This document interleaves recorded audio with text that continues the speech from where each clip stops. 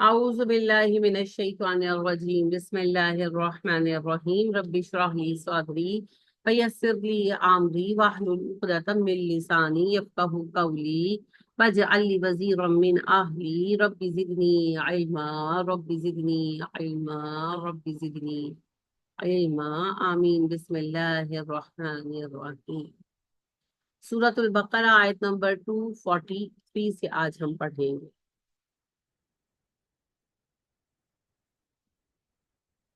موضوع تبدیل ہو رہا ہے، طلاق کے احکام مکمل ہو گئے آیت 242 پر۔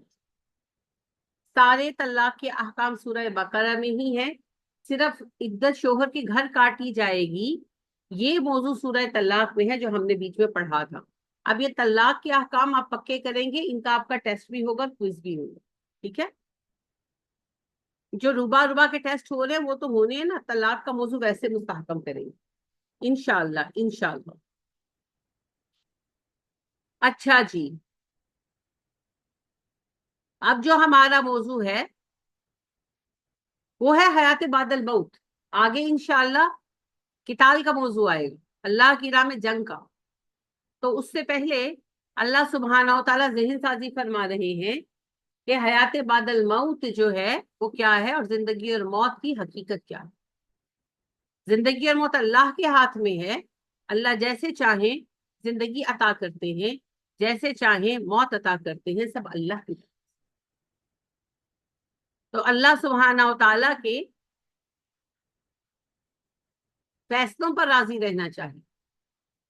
اگر کسی کی موت آ گئی ہے وہ بھاگ کر نہیں جا سکتا، اور اگر کسی کی زندگی باقی ہے اسے مارنے کی طاقت کسی میں نہیں۔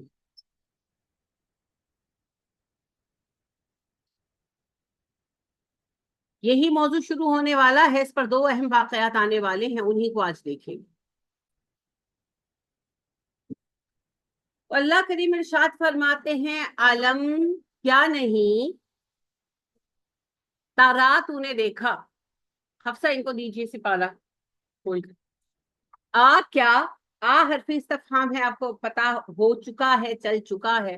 لم نہیں، عالم کیا نہیں تارا تو نے دیکھا، را سے ہے تارا تو نے دیکھا، الا طرف الذین ان کے جو، وہ لوگ جو، خرجو نکلے، خرجا یا خروجو سے ہے، رے جیم، خارا جیم، اس کی روٹ ہے۔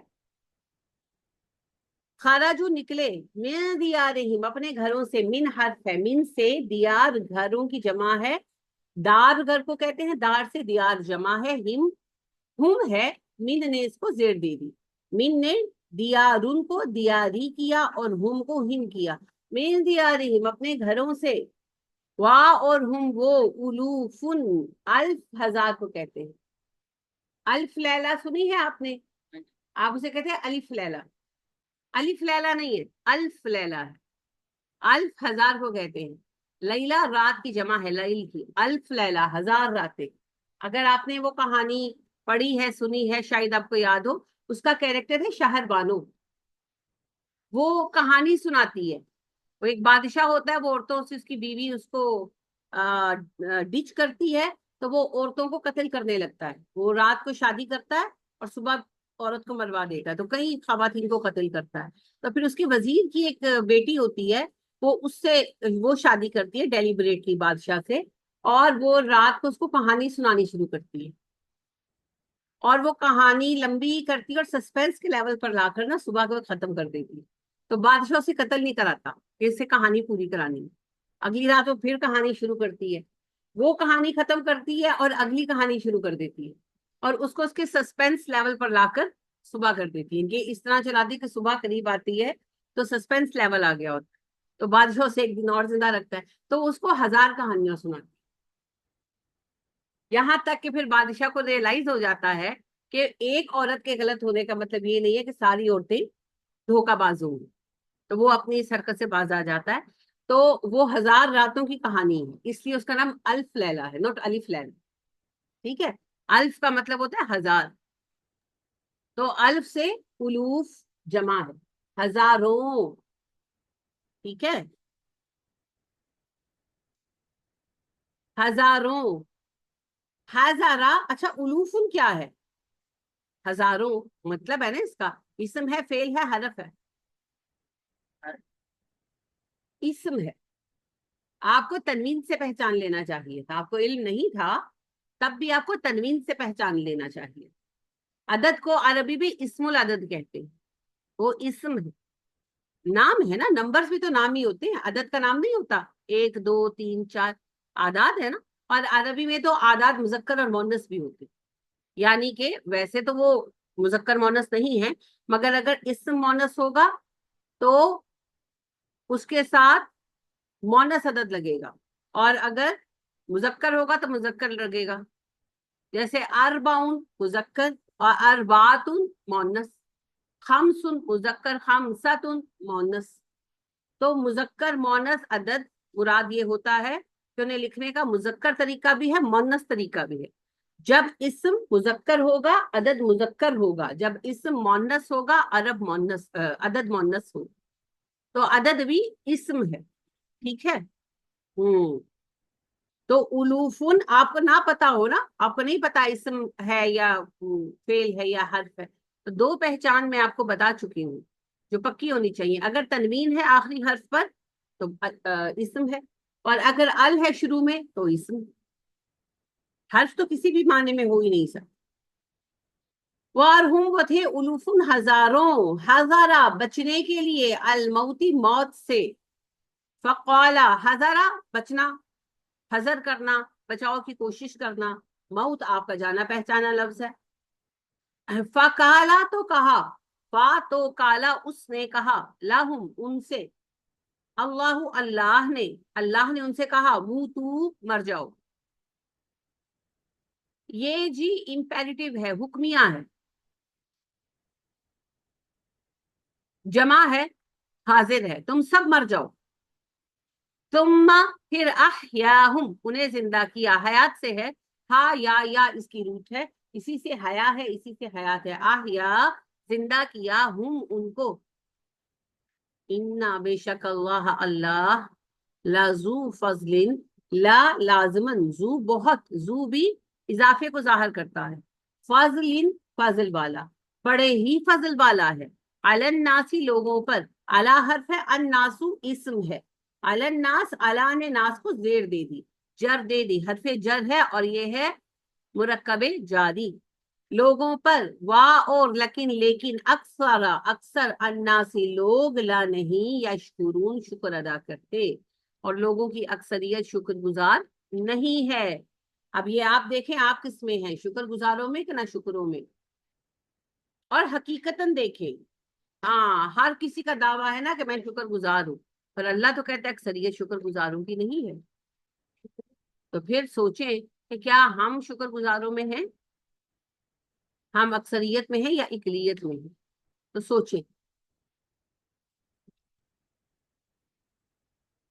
अलम तरा इलल्लज़ीना खरजू मिन दियारिहिम, क्या आपने ए नबी सल्लल्लाहु अलैहि वसल्लम उन लोगों का मामला देखा जो अपने घरों से निकले, वहुम उलूफुन हजारों की तादाद में थे वो लोग, हजर अल मौत मौत से बचना चाहते थे, फकाल लहुमुल्लाहु मूतू, अल्लाह ने उनसे कहा मर जाओ सब, तुम अहयाहुम सब मर गए, फिर उसने उन्हें जिंदा कर उठाया। इन्नल्लाह लज़ू फज़लिन अलन नास, बेशक अल्लाह बंदों पर बड़ा फजल फरमाता है, वलाकिन्न अक्सरन नास ला यशकुरून, लेकिन अक्सर लोग शुक्रगुजार नहीं हैं। सुभान अल्लाह। ये वाकया है जी बनी इसराइल के एक गिरोह का, एक्चुअली किसका है कहा नहीं जा सकता। किसी ने कहा दानियाल अलैहिस्सलाम के जमाने का है, किसी ने कहा जुल्किफिल का है, बहरहाल कुरान और हदीस में नबी का नाम नहीं आया। हाँ एक नबी थे, वो अपनी कौम को बहुत तबील अरसा तबलीग करते रहे, कौम ईमान नहीं लाई, तो अल्लाह सुब्हाना व तआला ने उन पर ताउन की वबा उतारी। उनके नबी ने कहा तुम लोग ईमान ले आओ वरना ताउन की वबा से तुम लोगों का खात्मा हो जाएगा। अब आपको पता नहीं कभी आपने देखा है या नहीं देखा, अब तो ज्यादा ताउन का वो मामला नहीं रहा, लेकिन जब ताउन एक वबा थी तो इसे कहते थे ब्लैक डेथ, काली मौत। ताउन आता था तो बस्तियों की बस्तियां खाली हो जाती, मर जाते थे लोग, सचमुच मर जाते थे। यहाँ तक कि मजबूरी इतनी थी कि बाज औकात जहाँ बहुत ज्यादा ताउन या प्लेग फैल जाता था तो वहां पर उन बस्तियों को जलाना पड़ता था, مریض اندر ہی ہوتے تھے کہ تعاون پھر بڑھتا جاتا تھا نا، لیکن اس کے باوجود تعاون کو کنٹرول کرنا آلموسٹ امپاسبل تھا، بہت بڑے اسکیل پر ہم بات ہوتی تھی۔ تو جب تعاون شروع ہوا تو ان لوگوں نے اپنا علاقہ چھوڑ دیا، ایمان نہیں لائے، علاقہ چھوڑ دیا اور جنگل میں چلے گئے، کہنے لگے کہ ہم یہاں سے چلے جائیں گے اور یہی چیز ہمیں بچا لے گی۔ تو یہ لوگ علاقہ چھوڑ کر جنگل میں آ گئے۔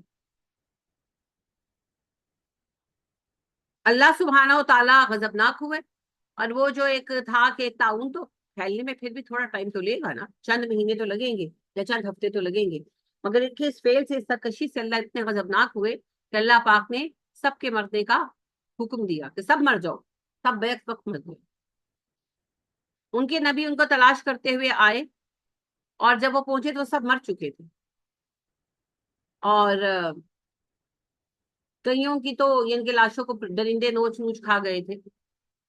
تو وہ جو ہیں بہت رنجیدہ ہوئے سب کو مرا ہوا دیکھ کر، تو انہوں نے اللہ سبحانہ و تعالیٰ سے دعا کی کہ اے اللہ، یہ تو جاہل ہے، تو ان کی جہالت کی ان کو ایسے سزا نہ دے، ان کو ایک موقع دے، ان کو معاف کر دے۔ تو اللہ پاک نے ایک موقع دیا اور وہ سارے زندہ کر دیے، پھر وہ ایمان لے آئے، اور جب تک ایمان پر رہے سو رہے، پھر آگے چل کر دوبارہ سلسلہ چلا ہوگا، ظاہری بات ہے، وہ لوگ تو ظاہر مر کھپ گئے، پھر اگلی نسلوں میں پھر نبی آئے اور پھر معاملہ ہوا، بہرحال اللہ نے انہیں معاف کر دیا۔ اس بات کو اللہ بیان فرما رہے ہیں، اللہ یہ بتا رہے ہیں کہ زندگی اور موت کس کے ہاتھ میں؟ اللہ کے۔ تو زندگی کے خوف سے، موت کے خوف سے کام نہ کرنا، کوئی بھی کام کہ جی اگر میں حق بات کروں گا تو مجھے مار ڈالیں گے، یعنی اس وقت کا سینیریو دیکھیں نا کہ مکہ میں مسلمان جو تھے کس مشکل تکلیف میں تھے، اور کفار ان کو مار دینا چاہتے تھے۔ پھر مدینہ آ گئے تو جنگ مسلط ہو گئی۔ اب جنگوں میں جانا، جنگ میں جانا تو موت ہی کی طرف جانا ہی تو اللہ کی رضا ہے، کون زندہ آئے گا کون نہیں آئے گا، تو ظاہری بات ہے مشکل تھا، جنگ آسان چیز نہیں ہے، تو لہٰذا اب دلوں میں موت کا خوف تو تھا۔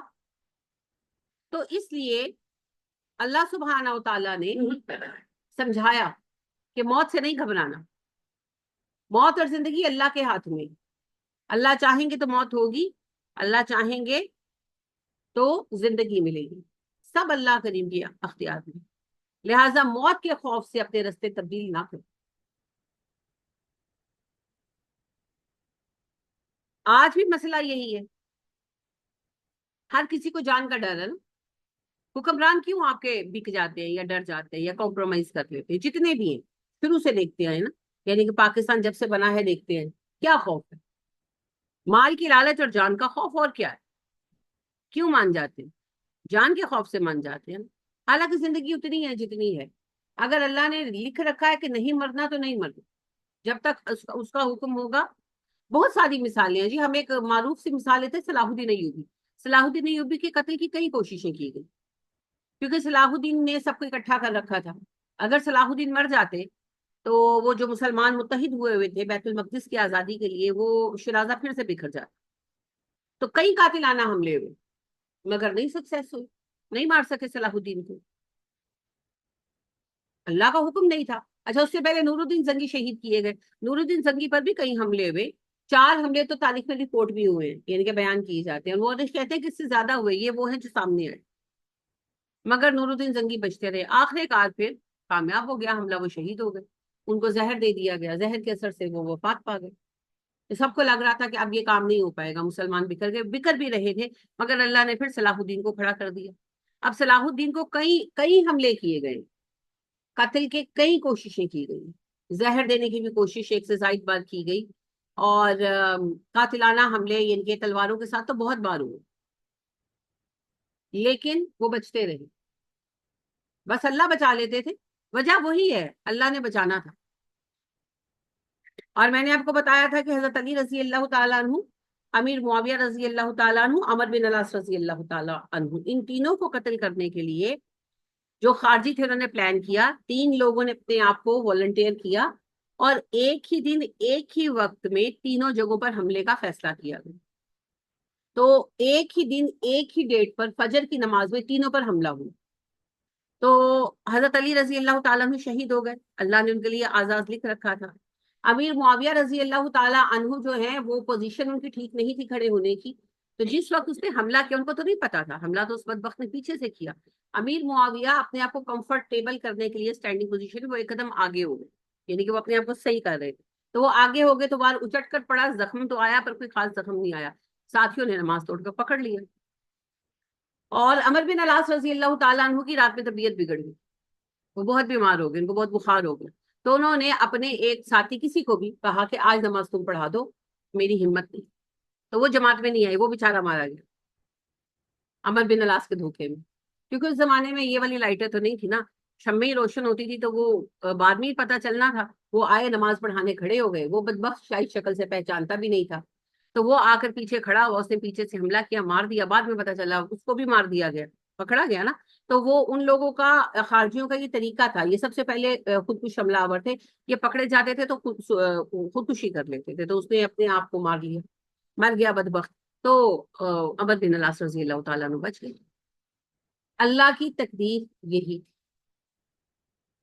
تو جس نے مرنا ہے اس کو بچا کوئی نہیں سکتا، اور جس نے نہیں مرنا اس کو مارنے والی طاقت کوئی نہیں. تو موت کے خوف سے فیصلے نہیں بدلنے چاہیے، موت کے خوف سے فیصلے نہیں بدلنے چاہیے.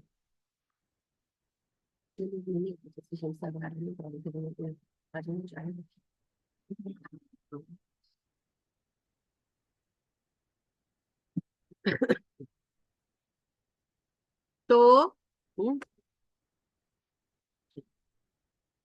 موت کے خوف سے فیصلے چینج مت کریں. جب بھی جان اور ایمان میں سے ایک چیز کو سیف کرنے کا معاملہ ہو، آپ ایمان کو سیف کریں. جان کا محافظ اللہ ہے، ایمان کی حفاظت ہمارے ذمے.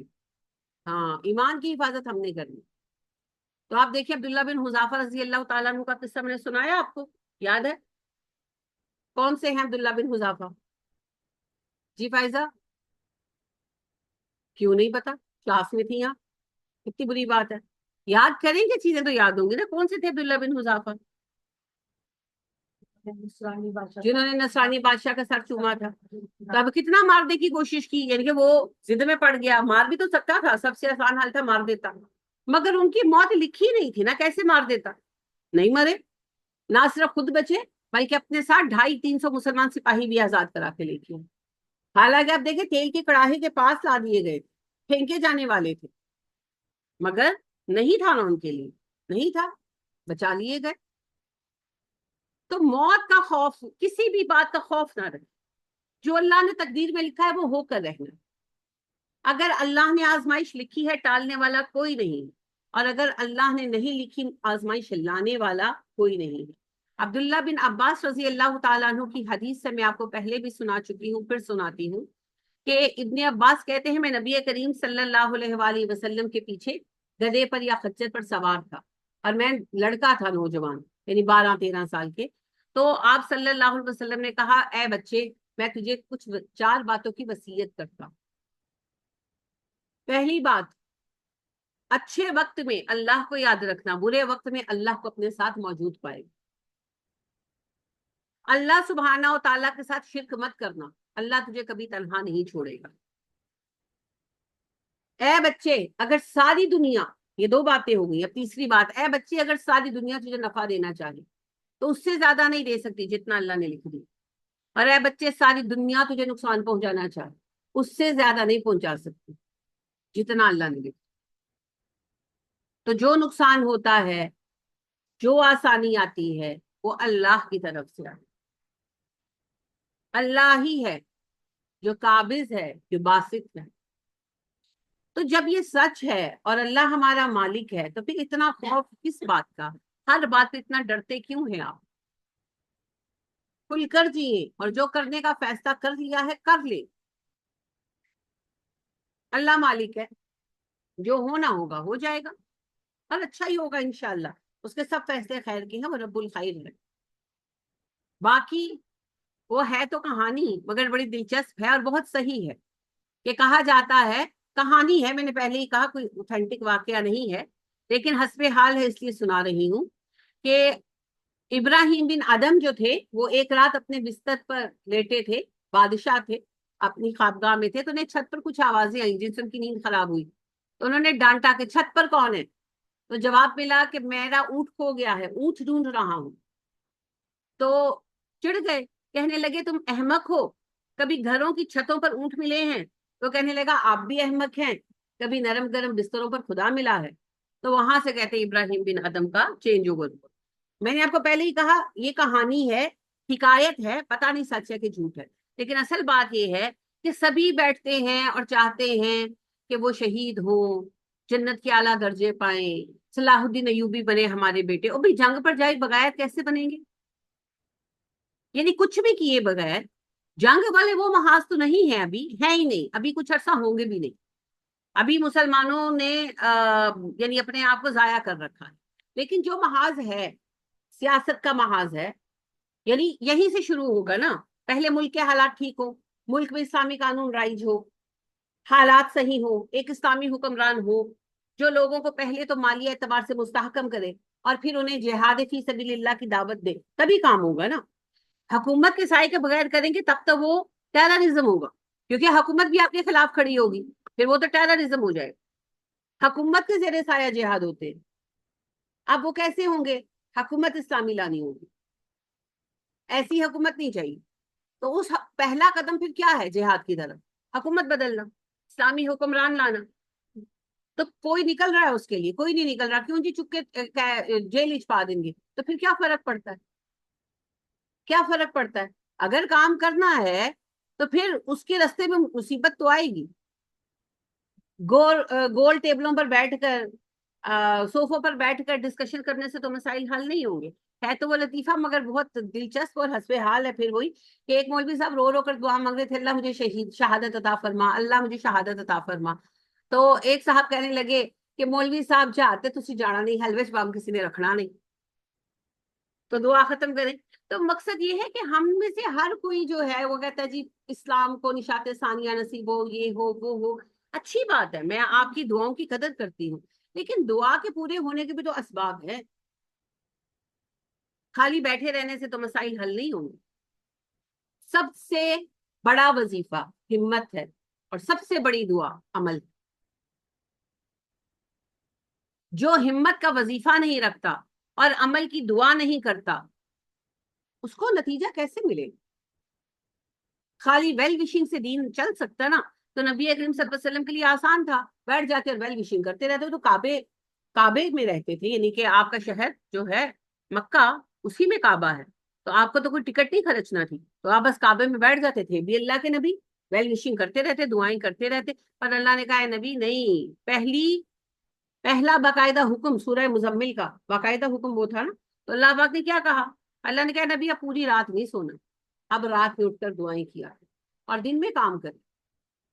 ہاں، دن کام کے لیے، رات کی نیند آدھی کرو اور اٹھ کر دعائیں مانگو، دن میں کام کرو۔ تو آپ دیکھ لیں نبی کریم صلی اللہ علیہ وسلم ساری زندگی نبوت کے بعد سارا دن کام کرتے ہیں، تو خالی ویل وشنگ کافی نہیں، ویل وشنگ کے ساتھ کچھ تو کرنا ہو جو کر سکے۔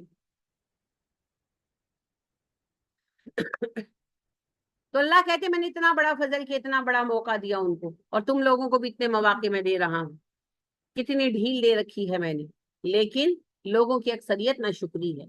شکر کیا ہے؟ سب سے پہلے تو شکر یہ ہے کہ نعمتوں کو تسلیم کیا جائے۔ میں بڑی سنجیدگی سے کہہ رہی ہوں، میں کسی پر طنز نہیں کر رہی ہوں، کسی ایک بندے کے لیے کہہ بھی نہیں رہی۔ من حیث القوم ہمارا یہ رویہ تھا، بچپن سے میں دیکھتی آ رہی ہوں، کھانے کی دسترخوان پر بیٹھے ہیں، 6 ڈشیں پڑی ہیں اور ڈسکشن پاکستان کچھ نہیں رکھا، اور ایتھے کچھ نہیں گا، اب موقع ملے باہر نکل جاؤ۔ گھر بنے ہوئے ہیں، گاڑیاں کھڑی ہیں، ماشاءاللہ بہترین ڈریسز پہنے ہوئے ہیں، اور بیٹھ کر پاکستان کچھ نہیں گا، پاکستان کا کچھ نہیں بڑھنا۔ ایک تو یہ جو ہر وقت کی نحوست ہے نا، وہ ہمارے سر پڑ گئی، حالات بہت خراب ہوئے، اور اب پتا چلا کہ تنگ دستی کیا ہوتی، وہ تو نہ شکری کے ایک طرح نے، تنگ دستی تو 2020 کے بعد دیکھی ہم سب نے، دیکھی ہے نا، خاص طور پر اب یہ پچھلا اور 2023 اور 24 سے گزرا ہے۔ اللہ نے ہمیں دکھایا کہ یہ جو تم بھرے ہوئے دسترخوانوں پر بیٹھ کر روتے ہو نا، اب خالی دسترخوان دیکھو، استغفر، یہ ہماری ناشکری ہمارے سروں پر پڑی۔ ہر وقت کھاتے تھے، ہر وقت روتے تھے. مسائل تھے، میں نہیں کہہ رہی مسائل نہیں تھے، مسائل حل کرنے کی کوشش کسی نے نہیں کی. ہر وقت کوستے رہے، ہر وقت کوستے رہے، ہر وقت کوستے رہے. اور اللہ کا اصول ہے، نہ شکروں سے نعمت لے لیتا ہے. اب بھی شکر ادا کریں. اتنے سخت مشکل حالات میں بھی اللہ نے ہمیں بھوکا نہیں سلایا.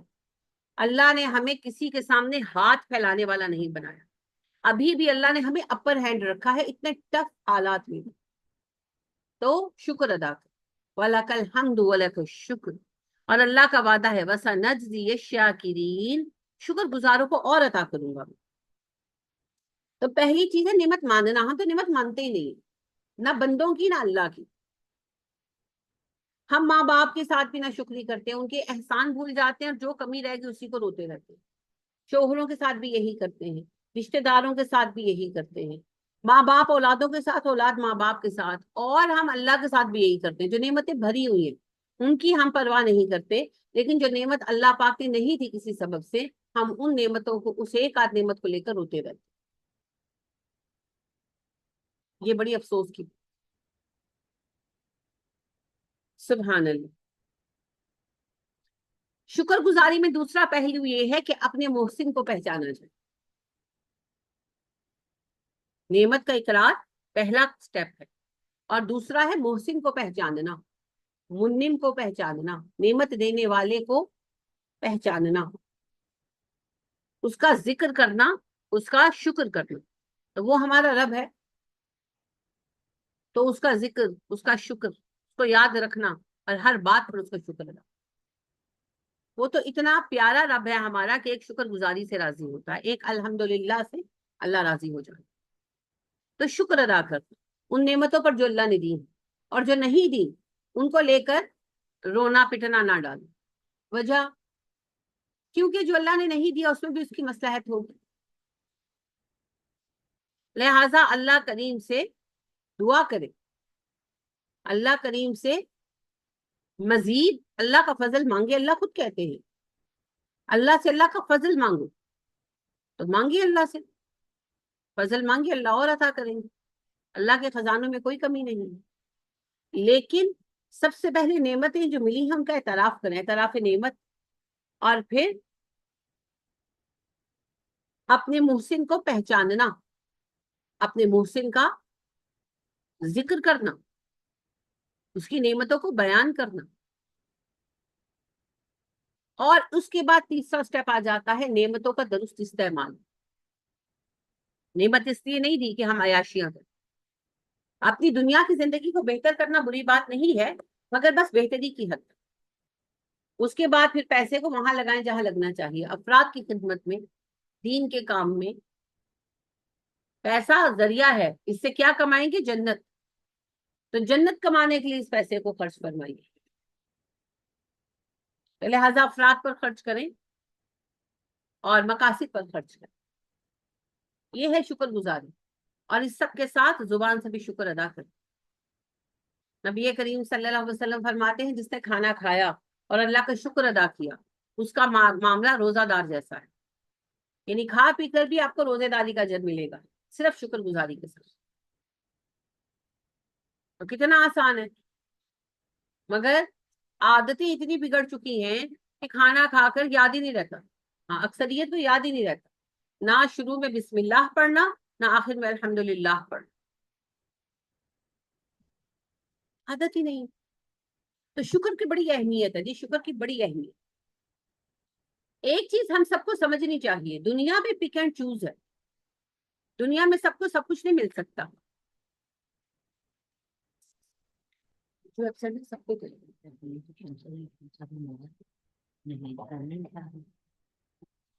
جو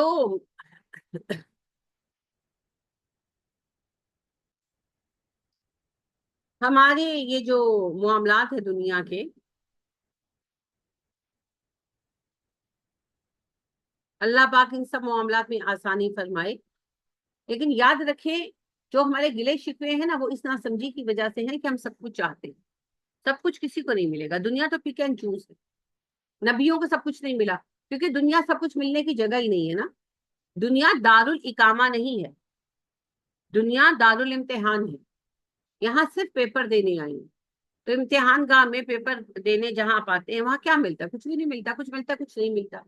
ایون آپ جاب کے سلسلے میں جہاں رہے، کچھ ملتا ہے، کچھ نہیں ملتا. اور آپ زیادہ ڈیمانڈ بھی نہیں کرتے کیونکہ وہ آپ کا گھر نہیں ہے نا. گھر ہے جنت. تو جنت میں جائیں گے تو جنت میں سب کچھ مل جائے گا انشاءاللہ. سب کچھ ملے گا، کمپلیٹ پیکج ملے گا جنت میں. یہاں نہیں ملے. یہاں کسی کو کچھ ملے گا، کسی کو کچھ ملے گا.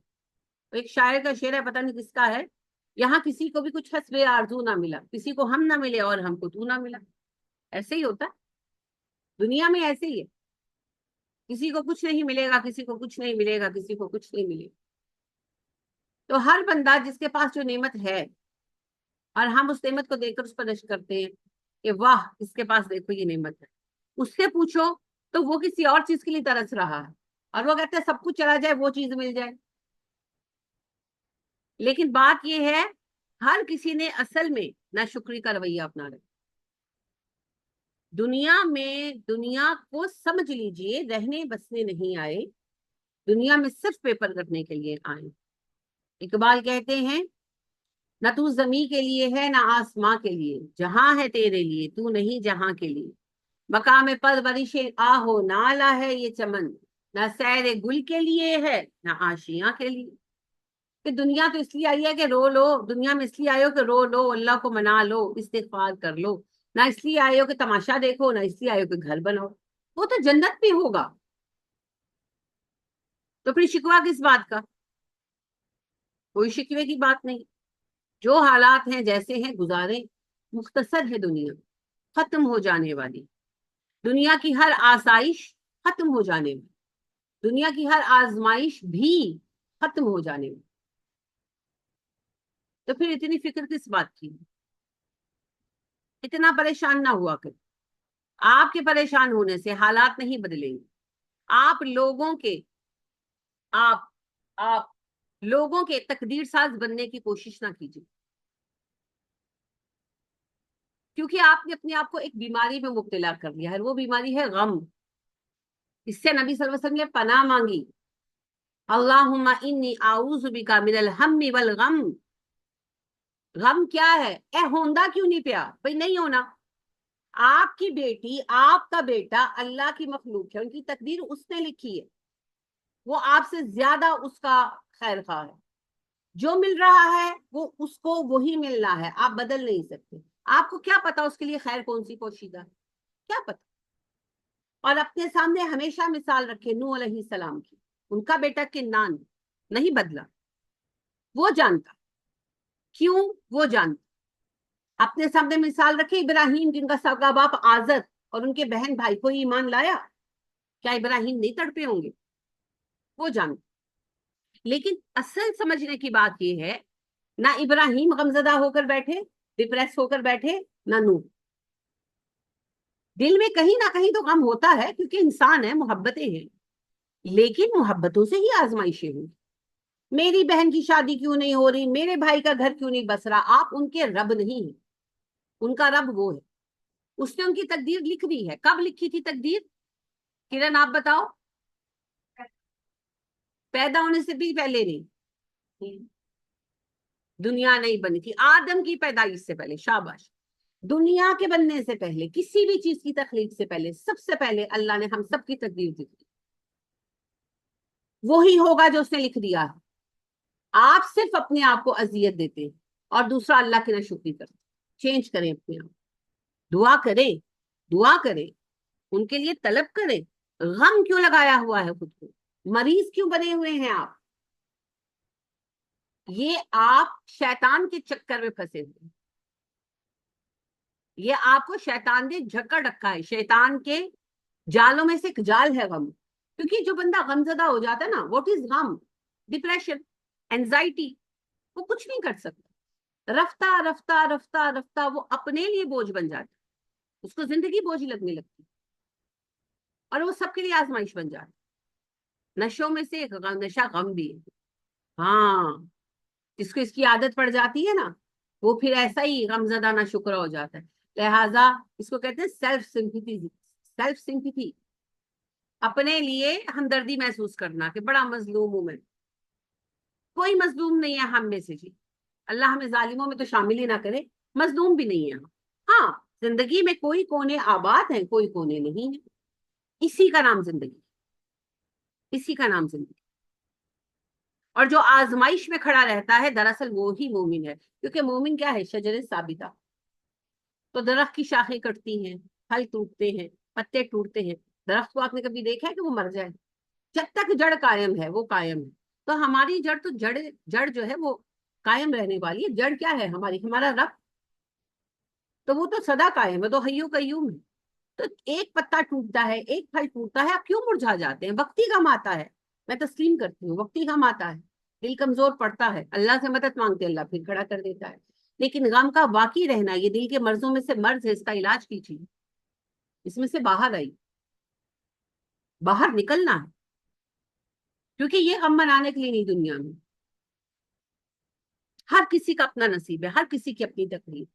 میرے ساتھ جڑے ہوئے افراد میرے رشتہ دار ہونے سے بہت پہلے اللہ کے بندے، اور اللہ ہی ان کا حقیقی مالک ہے، اور جس کے لیے جو لکھا اللہ نے لکھا۔ نبی صلی اللہ علیہ وسلم کو حضرت حسین کی شہادت کا سارا قصہ بتا دیا تھا نا جبرائیل نے، تو نبی صلی اللہ علیہ وسلم نے ایک بار بھی دعا مانگی کہ اللہ ایسا نہ ہو، کیونکہ حسین نبی صلی اللہ علیہ وسلم کے نواسے ہونے سے پہلے اللہ کے بندے، اللہ کو پتا ہے کہ حسین کے لیے کیا ہونا چاہیے، تو وہ رب ہے، ہم بندے ہیں۔ یہ رشتے تو اس نے ہمارا حوصلہ بڑھانے کے لیے، ہمیں خوش رکھنے کے لیے دے دیے ہیں، سب اس کی ملکیت ہے، وہ جو فیصلہ کرے گا وہ اچھا کرے گا، وہ ہم سب سے بڑھ کر اپنے ہر بندے کو چاہتا ہے، تو پھر اس رب پر بھروسہ کیجیے، اور ان چیزوں میں غم میں مبتلا مت ہوں۔ رن جاتا ہے، میں ایکسپٹ کرتی ہوں، ہم انسان ہیں نا، رن جاتا ہے، وقتی رن جاتا ہے، لہر اٹھتی ہے دل میں، اللہ سے دعا کریں، معاملہ اللہ کے سپرد کریں، پھر تگڑے ہو کر اپنے کام میں لگ جائیں، غمزدہ ہو کر بیٹھنا نہیں۔ لہٰذا آپ یعقوب علیہ السلام کو دیکھیں، بیٹے کی جدائی میں دکھی اتنے تھے کہ رو رو کر آنکھیں چلی گئی تھی، مگر صبر اتنا کیا اس غم پر، کوئی کام چھوڑا؟ بچوں سے بات کرنی چھوڑی؟ بیٹوں سے ناراضگی تک ظاہر کی؟ نہیں، سب کچھ ویسے ہی کرتے رہے۔ ہاں، اپنی تنہائیوں میں روتے تھے۔ تو ڈپریس ہونا، اینزائٹی ہونا، ایک بات کے پیچھے غیر معمولی پڑ جانا، ایسا پڑ جانا کہ آپ کے معمولات معطل ہو جائیں، مت کریں۔ کسی ایک رشتے کو اتنی اہمیت دینا کہ باقی رشتوں کی حق تلفی ہونے لگے، مت کریں۔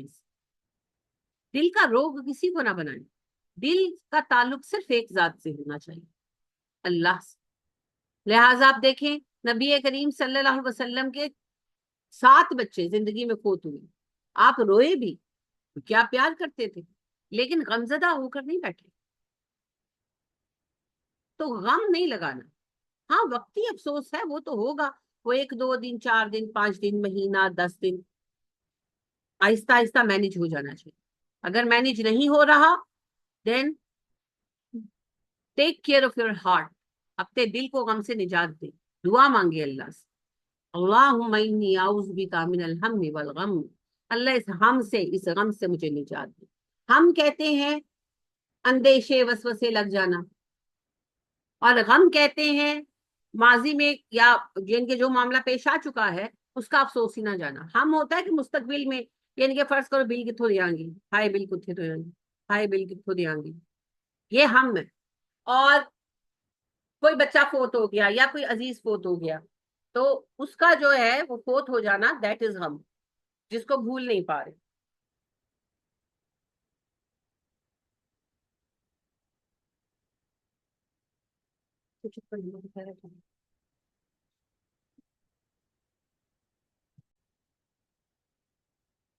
تو یہ ہم اور غم دونوں دل کی بیماریاں ہیں، نہ ہم میں رہے نہ غم میں رہے، نہ ماضی کا بوجھ کندھے پر اٹھائیں نہ مستقبل کی اندیشوں میں جیے، آج میں جیے۔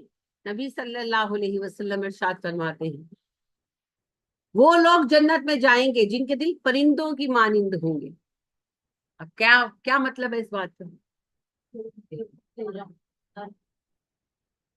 میں نے نہیں کہا، میں تو پوچھ رہی ہوں جی، آج کی فکر، شاباش، اڑتے رہنا ایک حد تک۔ اکثر لوگ اس سے مراد یہ سمجھتے ہیں نرم ہونا، پرندوں کا دل کیا نرم کیا سخت، कौवे का दिल कभी नरम देखा है? वो तो जिंदा चिड़िया खा जाता है। नरम गरम की बात नहीं है, ये रिफत की जाती राय नहीं, बहुत सारे उलमा तक कहते हैं, लेकिन मैं नहीं समझती ऐसा है। जो आप देखें चील, वो माँ के सामने मुर्गी का बच्चा उठा के चली जाती है, वो तड़पती रहती है मुर्गी, वो कभी सोचते हैं? नहीं, नरम गरम की बात नहीं है। कभी किसी परिंदे को देखा उसने खाना स्टोर किया हो, वो रोज निकलते हैं, क्योंकि एक और हदीस है ना, वो इसको वजाहत करती है। नबी सल्लल्लाहु अलैहि वसल्लम ने कहा, अगर तुम अल्लाह पर परिंदों की तरह एतबार करो, अल्लाह तुम्हें परिंदों की तरह रिस्क दे। जैसे परिंदे सुबह निकलते हैं खाली पेट और शाम को पेट भरे घर वापस आते। तो मैं समझती हूँ ये दोनों हदीसें कनेक्टेड है। अल्लाह पर भरोसा करोगे ना, परिंदों की तरह। अच्छा, परिंदा अपने छोटे बेबस बच्चों को छोड़कर जाता है, पीछे कितने खतरे होते हैं, सांप आकर खा जाए, चील आके खा जाए, कौवा आके खा जाए, चले जाते हैं, माँ बाप दोनों चले जाते हैं, नहीं घबराते, भरोसा है अल्लाह। तो अल्लाह पर भरोसा करें, आज अभी की फिक्र करें, आज में जिए, अल आन में जिए। माजी गुजर चुका, हम कोई रिवाइंड बटन नहीं है, रिवाइंड नहीं कर सकते। फ्यूचर हमारे बस में नहीं, आज ये वक्त ये हमारे बस में है। किस फ्यूचर की फिक्र करें जिसमें पता नहीं आप हैं भी कि नहीं? जिसके लिए तड़प रहे हैं पता नहीं उसी ने मर जाना है, कोई गारंटी तो नहीं है ना। नबी करीम सल्लल्लाहु अलैहि वसल्लम के सब बच्चे, बेटे, नर बच्चे जो हैं, आपकी नरीना औलादे जो हैं, वो साल 1.5 साल से ज्यादा कोई जिया ही नहीं। तो किस जिंदगी के लिए आप फिक्रमंद हैं जिसके फ्यूचर के प्लान में पता नहीं हम में से कौन है कौन नहीं? आज में जिए, अल्लाह इंशाल्लाह आसानी कर देंगे। हाँ, जो चीजें जैसे रंजीदा थोड़ा बहुत करती हैं कि भाई खर्चा है, बिल आना है, अल्लाह से दुआ मांगे, जरूर मांगे, नफले हाजत पड़े अल्लाह से मदद मांगे, उसके लिए मारूफ कोशिश भी करें, लेकिन इस चीज को गम ना बनाए। अल्लाह की तकदीर पूरी होकर रहेगी और इंशाल्लाह अल्लाह की तकदीर अच्छी होगी। क्या वजह है कि हम बातें को सोचते रहते हैं और उसमें जो हाल है वो भूल ही जाते हैं कि ना शुक्री, ना शुक्री, दो बातें हैं। एक तो ये है कि हम लोगों ने अपने दिल को बीमार कर रखा है माजी की बातों के साथ। जो गुजर गया वो गुजर गया, हाँ हाँ, उसको छोड़ दे। रात को जब बिस्तर पर जाने से पहले नमाज आप अदा करते हैं ईशा की, अल्लाह से दुआ करें सबके हक में, और जिसने आपको रंज पहुंचाया उसको माफ कर दे, और जिसके लिए आपको लगता है कि आपको आपसे उसको रंज पहुंचा, उसके लिए इस्तिगफार करें अपने यानी मामले में। अल्लाह जी अगर मुझसे गलती हुई तो मुझे भी माफ फरमा दे, और सब मामले खत्म करके सोएं। क्या पता दिन चढ़ना है कि नहीं चढ़ना, सारे मामले खत्म करके दिल साफ करके सोएं, कल पे कुछ ना रखें, अगला दिन नई ताजगी के साथ आगाज। तो माजी को रोज का रोज क्लीन करते, रोज का रोज क्लीन करते। आप अगर अपना किचन रोज क्लीन ना करें तो कैसा गंद भरेगा किचन में, तो दिल में भी तो वैसे ही गंद भरा हुआ है, छोड़ दे, खत्म कर, क्योंकि आप तो खुद खत्म हो जाना है, तो खत्म कर दे। रोज के मामले रोज क्लीन, रोज का जो आपका खाता है उसको रोज बंद कर दे, साफ सुथरा कर दे, सबको माफ कर दे। अल्लाह से भी तो माफी चाहते हैं, सबको माफ। और मुस्तकबिल में आप हर किसी को अंदेशे, मुझे नहीं है मुझे भी है, अंदेशों को सर पे सवार ना करें। सुबह उठते हैं, फजर की नमाज अदा की, कोशिश करें कि इशराक पढ़ के उठे, अगर नहीं पढ़ सकते कोई बात नहीं, जिस वक्त सूरज निकल आए तो 2 रकत नफल पढ़े हाजत की, और अल्लाह से दुआ मांगे। अगर इशराक पढ़ते हैं तो इशराक पढ़ के 2 रकत नफल पढ़े हाजत की, और अल्लाह से दुआ मांगे, अपनी सब हाजतें रखें कि अल्लाह आज मेरी क्या क्या हाजत है आपको पता है, वो भी हाजतें पेश आएंगी जो मैं नहीं जानता, सब हाजतें आपकी। बिजली का बिल देना है, बच्चे की फीस भरनी है, कारोबार नहीं चल रहा, जो भी मसले हैं उसको पता है, उसको फिर बता दो अल्लाह ये मसले हैं, अब आप जाने और मसाइल जाने, मैं तो आप पर ही, मेरा भरोसा तो आप नहीं, आप नहीं करना, कर दे, कर देगा अल्लाह। आपको क्यों लगता है कि नहीं करेगा? इतने सालों से संभालता आ रहा है ना, फिर भी संभाले। पूरे कद से जो खड़ा हूं तो ये तेरा है करम, मुझको झुकने नहीं देता है सहारा तेरा। अल्लाह का फजल है, अल्लाह का फजल है, हमारी क्या औकात है। तो लिहाजा अल्लाह सुब्हानहू व तआला के फजल पर भरोसा रखें और माजी को छोड़ दें, माजी का गम करना छोड़ दें। ये शैतान के जालों में से एक जाल है। और मुस्तकबिल के अंदेशों को भी छोड़ दे, ये भी शैतान के हथकंडों में से है।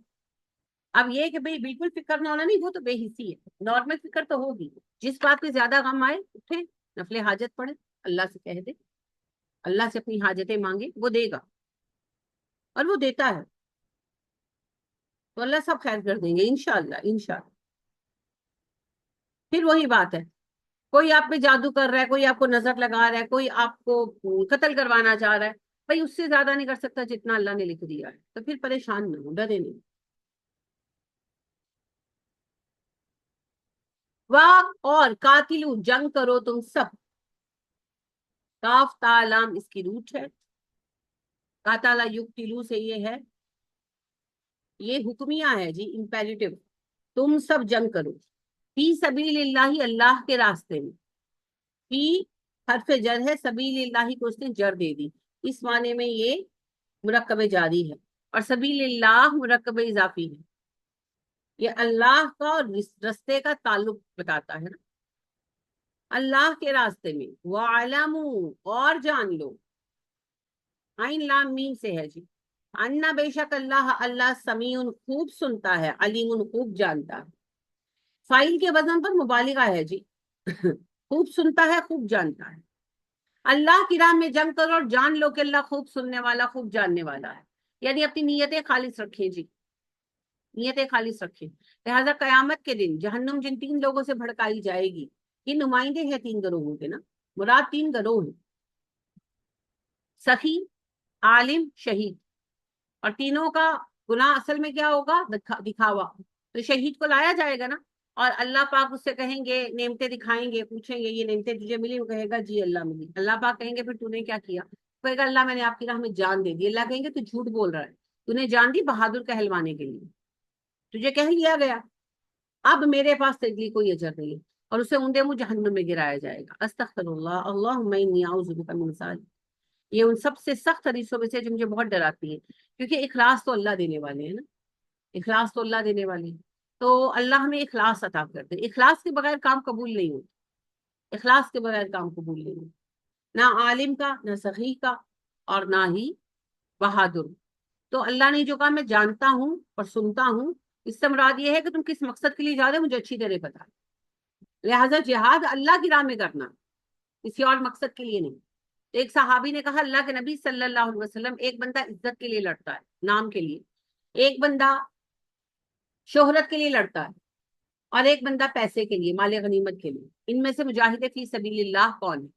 آپ نے کہا مجاہد فی سبیل اللہ صرف وہ ہے جو اللہ کے کلمے کی سربلندی کے لیے، اعلاء کلمت الحق کے لیے لڑتا، تو قبیلے کی عزت کے لیے لڑنے والا بھی لڑا، ہو سکتا ہے مر بھی جائے، مگر شہید نہیں، شہرت کے لیے لڑنے والا لڑا، وہ بھی شہید نہیں، غنیمت کے لیے لڑنے والا لڑا، شاید شہید ہو گیا، مر گیا یعنی کہ، مگر شہداء میں نہیں، غنیمت کا حصہ ملے گا اس کی فیملی کو۔ اب جو جنگ میں مرے، اسلام اور کفر کی جنگ میں، ہم انہیں شہداء ہی کہیں گے، یہ اللہ کی طرف فیصلہ، یہ ہم نہیں جانتے، ہاں یہ معاملے اللہ پہ چھوڑ، اللہ یہ کہ کوئی حرام موت ملے۔ لہٰذا ایک صاحب تھے، ابن مسعود کہتے ہیں کہ نبی کریم صلی اللہ علیہ وآلہ وسلم جانتے تھے، اللہ نے ان کو بتا رکھا تھا کہ وہ منافق تھے، تو بہرحال وہ صاحب جو تھے وہ جنگ میں شریک ہوئے تھے، اور بہت بہادری سے لڑے، اتنی بہادری سے کہ صحابہ تعریف کرنے لگے کہ واہ کیا لڑ رہے ہیں، تو نبی صلی اللہ علیہ وسلم کو کہا، تو نبی صلی اللہ علیہ وسلم کہا ہاں لڑ تو رہا ہے مگر یہ جہنمی، صحابہ حیران ہو گئے، ابن مسعود کہتے ہیں میں جنگ میں اس کے پیچھے پیچھے رہا، یعنی اس کے قریب قریب لڑتا رہا، میں دیکھنا چاہتا تھا، تو بندہ بہت زخمی ہو گیا، بہت زیادہ، تو زخموں کی تاب نہ لا کر اس نے اپنی تلوار کھڑی کی اور اس پہ خود کو گرا کر خودکشی کر، فائنلی مقصد اللہ کی رضا نہیں تھا نا، جب اللہ کی رضا مقصد ہوتا ہے پھر اللہ کی مدد شامل حال ہوتی،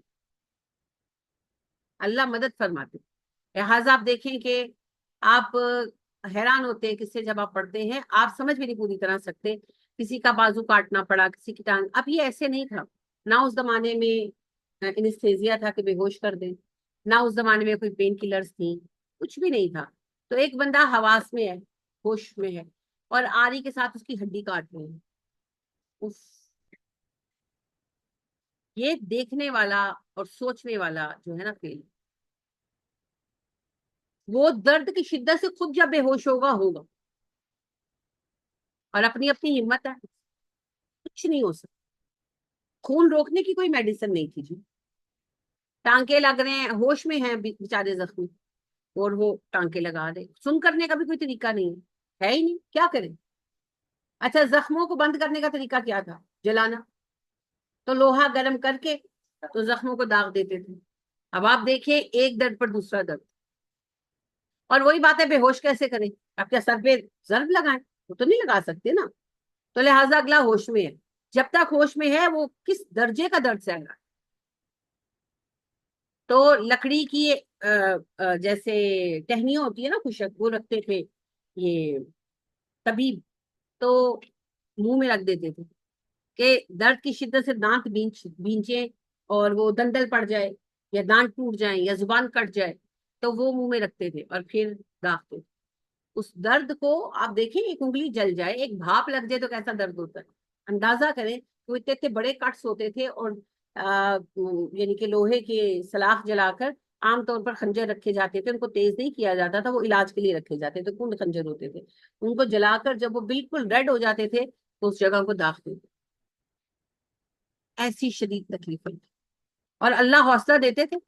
ماشاء اللہ سچ مچ. اور یہ کوئی کہانی نہیں ہے. اور یہ نہیں کہ صرف صحابہ کی حد تک، بعد میں بھی مجاہدین وہ اکیلے جنگلوں میں جب بکھر جاتے تھے یا زیادہ زخمی ہو جاتے تھے، وہ اپنے آپ کو خود داغ لیتے تھے، وہ خود اپنے زخموں کو سی لیتے تھے. ہاں، عام طور پر گھوڑے کے بالوں سے زخموں کی سلائی کی جاتی تھی کیونکہ وہ ٹوٹتے نہیں ہیں، پاک بھی ہوتے ہیں. تو گھوڑے کے بال سے، گائے وغیرہ کے بھی، لیکن گھوڑا جنگوں میں ہوتا بھی تھا نا، گھوڑ سوار ہوتے تھے، تو گھوڑے کے بال آسانی سے مل بھی جاتا تھا. تو سوئیاں پاس رکھتے تھے تو خود بیٹھ کے سی لیتے تھے. ہاں، اللہ اتنا حوصلہ دیتا تھا. اور یہ صرف صحابہ کی بات نہیں ہے، یہ جو اینڈ تک جنگیں ہوتی رہی، یعنی کہ محمود غزنوی کے آپ قصے پڑھے، صلاح الدین وغیرہ کے، ان کے بعد کے سلطنت عثمانیہ کے قصے آپ پڑھیں، وہ اپنے زخم خود سی لیتے تھے بیٹھ. یہ حوصلہ، یہ ہمت کہاں سے آتی تھی؟ یہ اللہ کی راہ میں جہاد کرنے کا خلوص تھا جو اللہ دل بڑھا دیتے. تو جو اللہ کی راہ میں اللہ کے دین کے سر بلندی کے لیے جنگ کرے گا، وہی ہے جو اللہ کی راہ کا مجاہد. یہی اللہ کہہ رہے ہیں، میری راہ میں جنگ کرو، موت سے نہ ڈرو.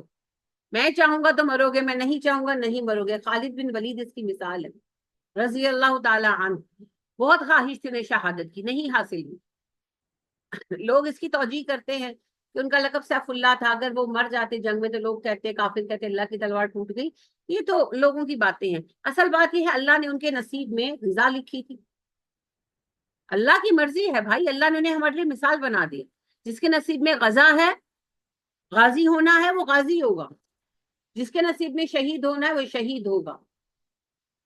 لہٰذا اسیرم رضی اللہ تعالیٰ عنہ بھی اس کی مثال ہے کہ احد کی جنگ میں جو اوس والے تھے وہ سارے مسلمان ہو چکے تھے، ایک صاحب ان میں سے ہی مسلمان نہیں ہوئے تھے، اسیرم رضی اللہ تعالیٰ عنہ. احد کا لشکر جب نکل رہا تھا، آئے مسلمان ہوئے، جنگ میں شریک ہوئے، اونٹ پر سوار تھے.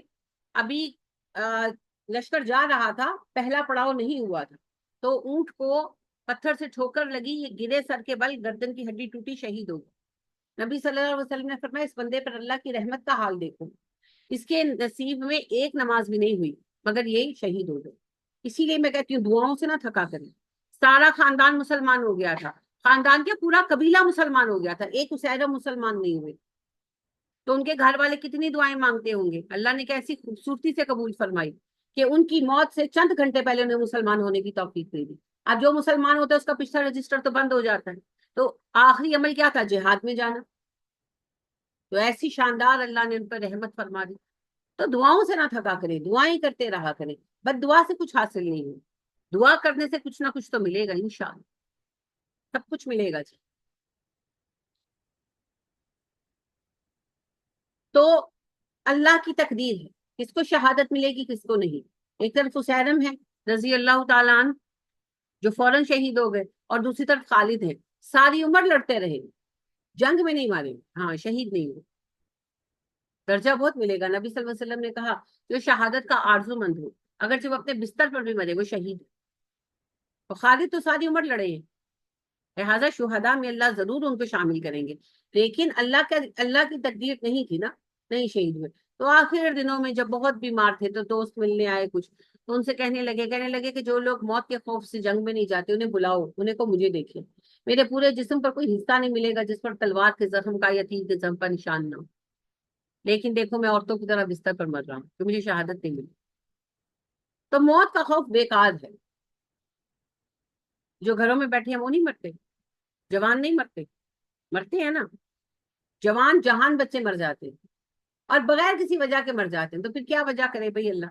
جہاد میں آپ نے بھیجنا نہیں، تو پھر بس sudden heart attack, sudden liver failure, sudden kidney failure, اور جس کی جتنی زندگی ہے بندو اللہ کے اتنی ہی ہے، اتنی ہی ہے۔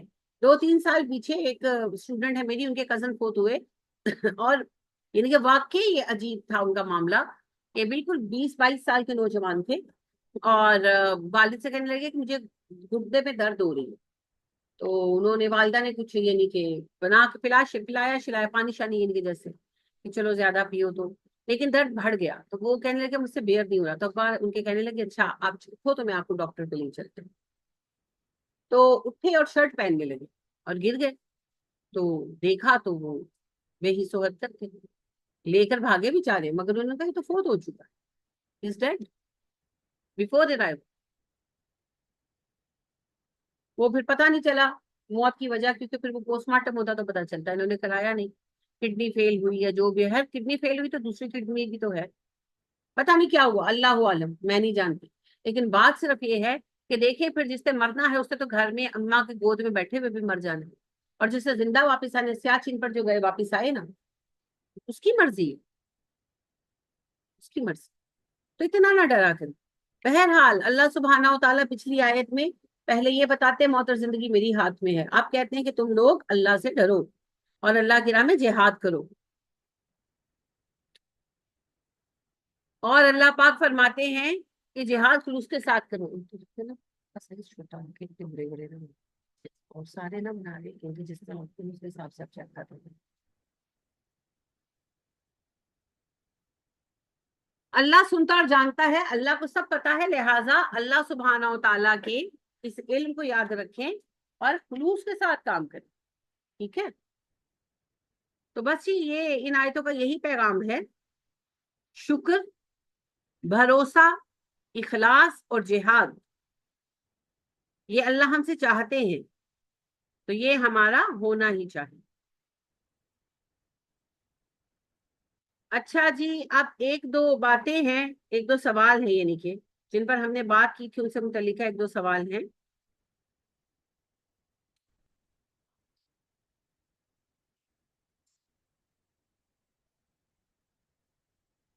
شکر، بھروسہ، جہاد اور اخلاص،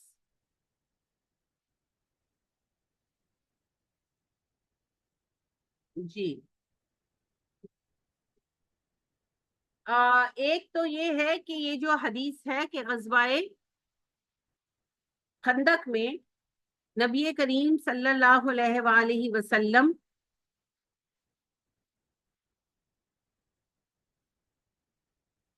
نے لعنت فرمائی کفار پر، کیونکہ نماز عصر قضا ہوئی تھی، اور آپ صلی اللہ علیہ وسلم نے اس وقت صلاۃ وسطیٰ کا لفظ استعمال کیا۔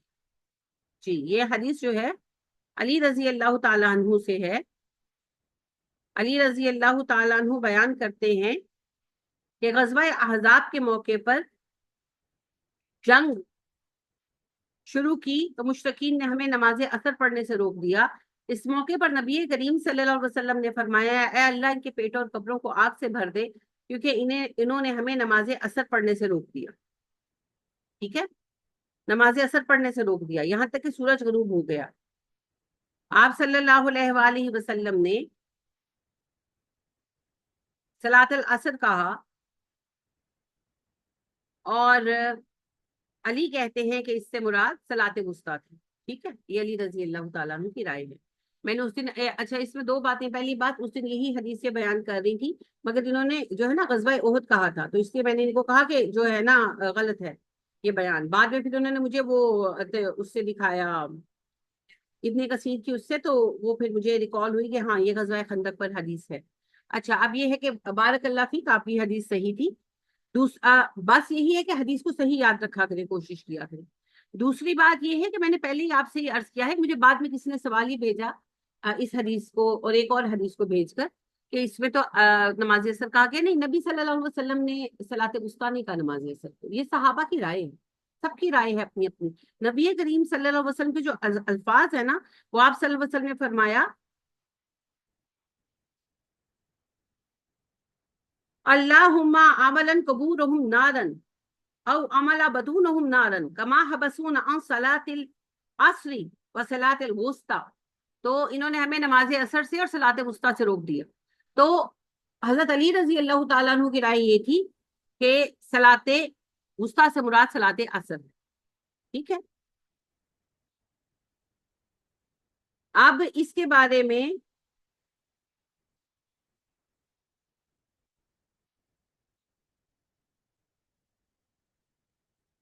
زرقام رضی اللہ تعالیٰ عنہ کہتے ہیں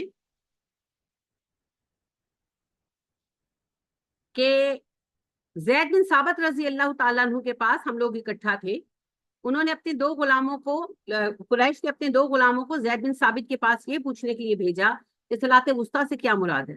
انہوں نے کہا کہ اس سے مراد فجر کی نماز، عصر کی نماز ہے۔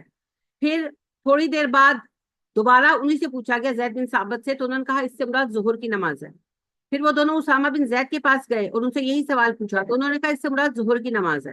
اور فرمایا کہ نبی کریم صلی اللہ علیہ وسلم ظہر کی نماز دوپہر کی گرمی میں پڑھا کرتے تھے، اور نبی صلی اللہ علیہ وسلم کے پیچھے نماز پڑھنے والے لوگ کم ہوتے تھے، صرف 1 یا 2 صفیں ہوتی تھی، اور لوگ قیلولہ اور تجارت میں مصروف رہتے تھے، یعنی جماعت کے لیے نہیں آتے تھے، پرسنل نماز پڑھ لیتے تھے۔ اس پر اللہ تعالیٰ نے یہ آیت نازل فرمائی کہ تمام نمازوں کی حفاظت کرو، اور خاص طور پر صلاۃ وسطیٰ یعنی ظہر کی حفاظت کرو۔ یہ اسامہ بن زید اور زید بن ثابت رضی اللہ تعالیٰ عنہما کی رائے ہے۔ زید بن ثابت رضی اللہ تعالیٰ عنہ کہتے ہیں کہ نبی کریم صلی اللہ علیہ وسلم شدید گرمی میں ظہر کی نماز دوپہر کے اول وقت میں پڑھاتے تھے، اور صحابہ کرام کے لیے اس سے سخت نماز کوئی نہ تھی۔ اسی پر یہ آیت نازل ہوئی حافظوا علی الصلوات والصلاۃ الوسطی، اور ظہر کو صلاۃ وسطیٰ کہا گیا۔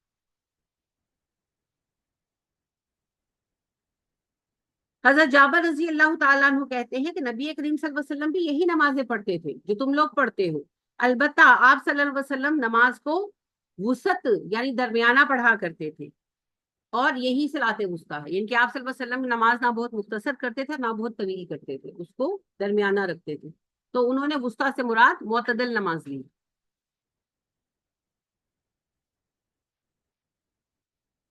برا بن عازب کہتے ہیں کہ ابتداً جب یہ آیت نازل ہوئی نمازوں کی پابندی کرو، خاص طور پر صلاۃ وسطیٰ کی، تو یہاں پر لفظ صلاۃ العصر تھا، تو ہم ایک عرصے تک صلاۃ العصر نمازوں میں پڑھا کرتے تھے لفظ، پھر جب اللہ نے چاہا تو اسے منسوخ کر دیا اور صلاۃ العصر کی بجائے صلاۃ وسطیٰ کر دیا۔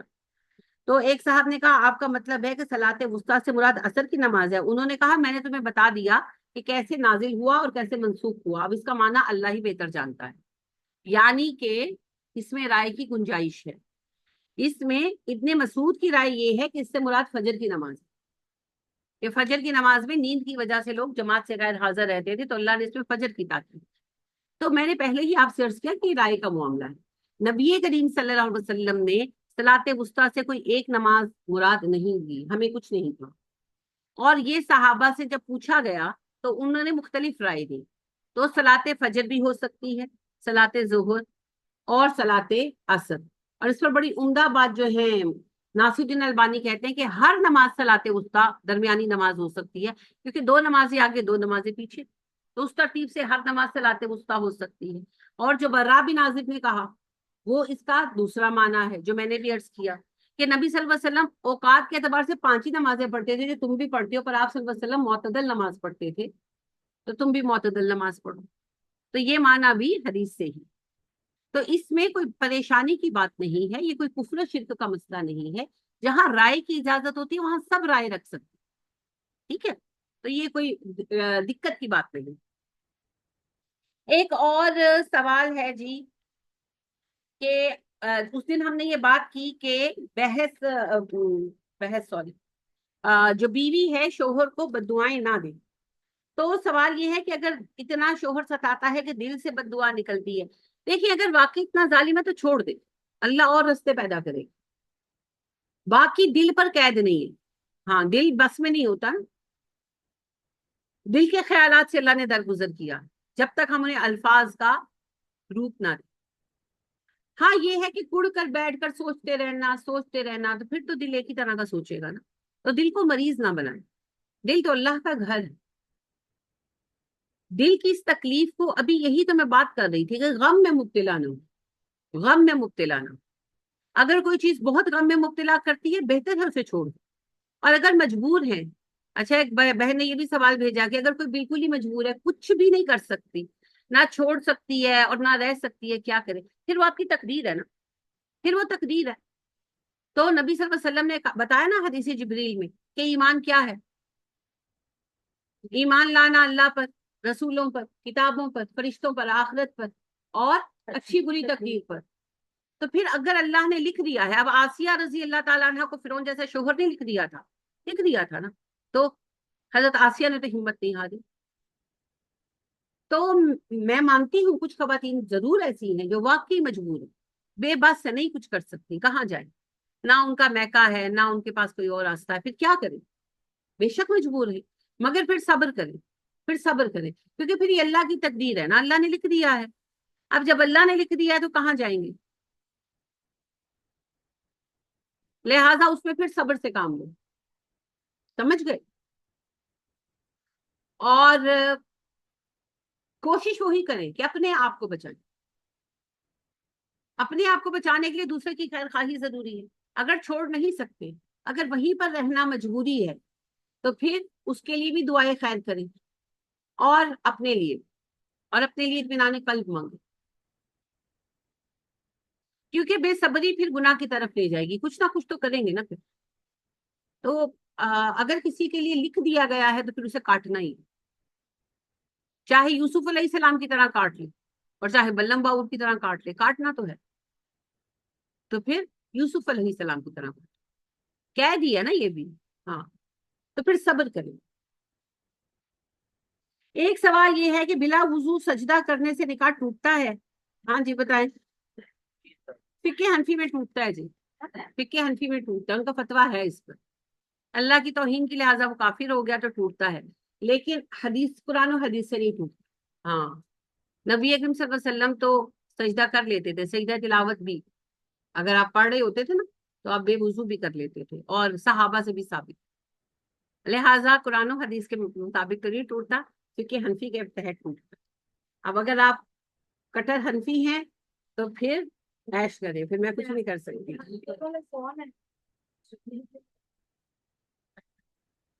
پتا نہیں جی، میں کسی سے نہیں پوچھتی کیا جی، کس کا کیا پتا چلے گا؟ فقہ حنفی والے کون ہیں؟ سنی ہے جی؟ سوری، مجھے لگا کہ آپ پوچھ رہی ہیں کہ جو سوال کر رہی ہیں وہ سنی ہے کہ وہابی۔ فقے تو ہیں ہی سنیوں میں یا شیعوں میں، وہابی تو ہیں ہی وہ جو کسی فرقے کو نہیں مانتے، مقلد اور غیر مقلد ہیں اصل میں۔ ہاں، اصل تفریق یہ ہے، ہر وہ بندہ جو مقلد ہے یعنی فالوور ہے، وہ یا شیعہ ہوگا یا سنی، اور جو غیر مقلد ہے وہ کہتے ہیں ہم کسی کے نہیں مانتے اللہ اور رسول کے سوا، ہم کسی امام کو نہیں مانتے، ہم اللہ اور رسول کو مانتے ہیں۔ امام جو تھے وہ علماء تھے، ہم ان کی عالم کی حیثیت کو مانتے ہیں، پر ہم کسی فرقے کو نہیں مانتے، ہم اللہ اور رسول کو مانتے ہیں، تو ان کو کہتے ہیں غیر مقلد، فالو نہ کرنے والے، تو ان کو ہی تو وہابی کہتے ہیں۔ ہاں جی، آپ کس کو مانتی ہیں؟ اللہ اور رسول کو مانتے ہیں نا، فرقوں کو نہیں مانتے، جو فرقوں کا انکار کرتا ہے اس کو یہ وہابی کہتے ہیں، نفرت کا نام رکھا ہے۔ سعودیہ میں عثمانی دور میں جو شرک رائج ہوا اس کا خاتمہ کیا محمد بن عبد الوہاب صاحب نے، عالم تھے بہت بڑے، تو جب سعود بن عبد العزیز نے ان سے سپورٹ مانگی، ان کے بہت फैन फॉलोअर्स थे, इनके उनके बहुत फॉलोअर्स थे, स्टूडेंट्स बहुत थे बड़े लेवल पर। तो उन्होंने मदद मांगी कि आप अगर हमें सपोर्ट करेंगे तो हमारे लिए आसान हो जाएगा काम। तो उन्होंने शर्त रखी कि तौहीद के कयाम में मेरा साथ दोगे, 100% उफ नहीं करोगे, और दीन इस्लाम नाफिज करोगे, इस्लामी कवानीन दोबारा। अच्छा, उस्मानियों ने खत्म नहीं किए थे, मगर वही बात ना कि फिकों के मुताबिक फैसले हो रहे थे, और वो तो उन्होंने कहा ये सब खत्म करोगे, अल्लाह और रसूल का ओरिजिनल दीन रीस्टैब्लिश होगा, और शिर्क खत्म करोगे, और इसका जिम्मा मुझे दिया जाएगा, मेरी फैमिली को दिया जाएगा, हम खुद करेंगे, अपनी सुपरविजन में कराऊंगा, और तुम मुझे गवर्नमेंट की सपोर्ट दोगे। तो वो मान गए। तो फिर उन्होंने किया। तो जब गवर्नमेंट आए हैं ना, सऊदी गवर्नमेंट स्टार्ट हुई है, तो फिर एक पूरा ऑपरेशन चला जो 5 साल चला। फिर सारे मिज़ारात खत्म कर दिए गए, सारे कब्रिस्तान दोबारा सेट कर दिए गए, सब कब्रों के निशान मिटा दिए गए। तो हमारे लोग बहुत नफरत करते हैं मोहम्मद बिन अब्दुल वहाब से। तो उनने मोहम्मद तो नाम ही नहीं पुकारते ना उनका, हालांकि अपना नाम मोहम्मद है, अब्दुल वहाब उनके अब्बा का नाम है, मगर इब्ने अब्दुल वहाब, इब्ने अब्दुल वहाब, अब्दुल वहाब नजदी, अब्दुल वहाब नजदी, गालियां हर शरई गाली उनको देते हैं, गैर शरई भी देते हैं। हाँ, यानी मैं कल भी देख रही थी कि एक साहब फरमा रहे थे कि वहाबी के सलाम का जवाब देना जायज नहीं है, हराम है, सुन्नी सिर्फ सुन्नी के सलाम का जवाब दे। जी नहीं, वो उन साहब से सिर्फ उसको करते हैं। तो मैं कहती हूँ कि इस दौर में नेकियों में अब्दुल वहाब, मोहम्मद बिन अब्दुल वहाब का सामना कोई नहीं कर सकता। मैं रश्क करती हूँ और मैं अल्लाह से दुआ करती हूँ कि अल्लाह जिस काम की ताकत उन्हें सऊदीया में दी थी मुझे पाकिस्तान में दी। तो ये उनको गालियां देते हैं, तो उनकी नफरत में अब्दुल वहाब, उन्होंने वहां पर वो सब किया ना, उनकी नफरत में हमें वहाबी कहते हैं कि ए ओजे नक्शे कदम तेने, ओ गुस्ताख सी बाबियां ए भी गुस्ताख ने बाबियां। उनकी नफरत में हमें कहते हैं, थोड़ा सा दुरुस्त अपना कर ले ना उन चीजों को। वो वहाबी है। हाँ जी, तो वो इस नफरत में इन्होंने नाम रखा हुआ है। कहने दें जी, कहने दें, कोई फर्क नहीं पड़ता किसी के कुछ कहने से। अली रजी अल्लाह ताला अन्हु की बहुत प्यारी सेइंग है, वो कहते हैं लोग तुम्हें अच्छा समझो और तुम बुरे हो, उससे बेहतर है कि लोग तुम्हें बुरा समझो और तुम अच्छे हो। ये फैसले तो कयामत के दिन होंगे। अभी आपको एक बात सुनाती हूँ, ये भी एक सवाल आया, सवाल मेरे जहन में आया। मुझे सवाल तो किसी ने कुछ और भेजा था, मगर उससे ही सवाल मेरे जहन में आपसे पूछती हूँ कि इमाम बरी साहब जो हैं, जब वो गए पहाड़ पर चिल्ला काटने, तो वो अल्लाह के जिक्र में इतने मसरूफ हुए कि मछलियां उनका गोश्त खा गई। अब पहली बात तो ये बताएं कि पहाड़ से मछलियां कितनी आई हैं? क्वेश्चंस के आंसर मुझे ये अकली सवाल है ना, अकल के आंसर करें। फिर कहते हैं हमारे बाबों का मजाक उड़ाते हो, हम उड़ाते हैं, आप लोग हरकतें ही ऐसी करते हैं, किससे वो सुनाते हैं। अच्छा, मछलियां गोश्त खा गई, उनकी हड्डियां अल्लाह का जिक्र करती रही। भाई इस बात को मुझे समझा दे, इस बात को मुझे समझा देना। मछलियां गोश्त खा गई, वो और सिर्फ ढांचा रह गया, तो वो ढांचा जिंदा कैसे रहा? वो ढांचा इंटैक्ट कैसे रहा? वो अल्लाह का जिक्र कैसे करता रहा? इस बात का जो आंसर साइंस से या दीन से निकलता है मुझे दे दो। अच्छा, उसके बाद कहानी अभी तो शुरू हुई, अभी तो फिल्म बाकी है मेरे दोस्त, चलने तो दो। अच्छा, उसके बाद जो है एक जोगी आ गया वहां पर, जिसने उनका ये मोजजा देखा कि वो ढांचा जो है वो अल्लाह का जिक्र कर रहा है, तो वो उनको दूध पिलाने लगा। तो वो रोज एक जिस जानवर से दूध निकाल कर उनके लिए लेके आता वो जानवर मर जाता। तो उसके बहुत सारे जानवर थे, सारे मर गए। तो एक दिन वो उनकी खिदमत में आया और दूध लेकर नहीं आया। तो उन्होंने कहा तुम दूध नहीं लाए। तो कहने लगा जी मेरे सारे जानवर मर गए, सिर्फ एक कट्टा बचा है, संडा। तो कहने लगा कि अच्छे, कहने लगे कि अच्छा कट्टे का दूध ही निकाल ला आज। तो वो कट्टे से दूध निकाल कर ले आया और पिला दिया, और कट्टा भी मर गया। फिर बाद में उन्होंने सारे जानवर जिंदा कर दिए, अपार्ट फ्रॉम जिंदा मुर्दा। मुझे सिर्फ इतना बताए कट्टे चो दूध कड्डिया किथों? साइंटिफिक क्वेश्चन है ना, कट्टा है ना, उसने दूध कहाँ से और कैसे दिया? नहीं जी, मोजज़े ऐसे नहीं होते ना। नबी सल्लल्लाहु अलैहि वसल्लम ने भी बकरे से दूध नहीं निकाला था, बकरी से निकाला था। हाँ, नबी सल्लल्लाहु अलैहि वसल्लम ने भी बकरी से दूध निकाला था, बकरे जो तो नबी सल्लल्लाहु अलैहि वसल्लम ने नहीं कटे। लिहाजा वो बात ना समझाएं जो समझ में नहीं आ सकती, और ऐसे किस्से सुनाने के बाद फिर ये चाहते हैं कि हम इनको मान लें, और ऐसे किस्से सुनाने के बाद ये चाहते हैं कि हम इनकी और इनके नाम नेहाद बनाए हुए बाबों की इज्जत करें। کوئی فرق نہیں ہے ان میں اور ہندو بابوں کی کہانیوں میں، کوئی فرق. یہ جو جوگی بنے ہوتے ہیں نانگے پیر بنے ہوتے ہیں بالکل وہی جیسے ہوتے ہیں، ان کا پہناوا ہر چیز اسی طرح. دیکھیں جی، عقل کے ننگے وہ ہیں جو ان نانگوں کو پیر مانتے ہیں. کل میں نے آپ لوگوں سے ایک ویڈیو شیئر کی تھی نا، وہ بچہ دیکھا نا 7-8 سال کا بیچارہ، پیر کا بیٹا تھا جو بھی تھا، تو آپ نے دیکھا وہ بچہ بیچارہ بیٹھ کے موبائل دیکھ رہا ہے، وہ بچہ بیٹھ کے موبائل دیکھ رہا ہے، اور جو آتا ہے تو وہ کہتے ہیں اس کو چپیڑے مارو، چپیڑے مارنے سے وہ ٹھیک ہو جائے گا. وہ بیچارہ موبائل دیکھ رہا ہے، وہ نظر بھی نہیں اٹھاتا، وہ تو بچہ معصوم سا، وہ موبائل دیکھ رہا ہے، وہ نظر بھی نہیں اٹھا رہا، اور وہ ایلو ایک دو ایک اور مار دے، ایلو PG دبا. اور افسوس ان لوگوں پر ہے جو آ کر یہ کروا رہے ہیں، وہ تو بچہ ہے چھوٹا سا، اور جو اس کے ساتھ والے ہیں وہ کاروبار چلا رہے ہیں، وہ تو جہنمی ہے. تو جو کروا رہے ہیں آ کر یہ سب، ان کی عقل نہیں کام کرتی کہ ایک 8-9 سال کا بچہ جو بیٹھ کر موبائل دیکھ رہا ہے، اس نے کیا شفا دینی ہے. حد ہے جہالت. تو جہالت سے ابھرنا ہوگا، تو جہالت سے ابھرنا ہوگا. اچھا، ایک اہم ڈسکشن علمی اعتبار سے ہے، وہ یہ ہے نئے لوگوں کے لیے خاص طور پر، ایک تو نئے لوگ چھٹیاں بہت کرتے ہیں. یاسمین پھر آج نہیں آئی.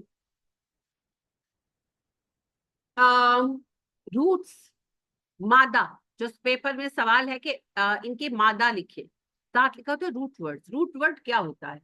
روٹ ورڈ ہوتا ہے، تھوڑی سی آپ چیئر ادھر کریں، ہاں کدھر آپ تھوڑی سی ادھر کر لیں، تھوڑی سی. آپ لوگوں کو جھانک جھانک کے نہیں دیکھنا پڑے گا، وہ بیچاری بار بار اپسیٹ ہو رہی ہے نا، تھوڑی سی چیئر ایڈجسٹ کر لیا کریں. چیئر اس طرح رکھا کریں کہ جو پیچھے بیٹھا ہوا اسے دوسرے کے کندھے سے نظر آئے، ٹھیک ہے. اچھا، روٹ ورڈ جو ہوتے ہیں نا، ہر عربی ہو، اردو ہو، انگلش ہو، لفظ بنتا ہے. آپ نے انگلش میں وہ کیے ہوئے ہیں form of verb, BRING، bring, ہے نا. پھر برنگ کی second form, third form eat, EATE، eat, eat, eaten, ہے نا. Beat, beat, beaten. تو یاد کیے نا بیسک ورڈز، اور پھر سیکنڈ اور تھرڈ فارم. اسی طرح عربی میں ایک بنیادی حروف ہوتے ہیں 3 یا 4 یا 5، جن سے پھر بہت سارے لفظ بنتے ہیں، ٹھیک ہے.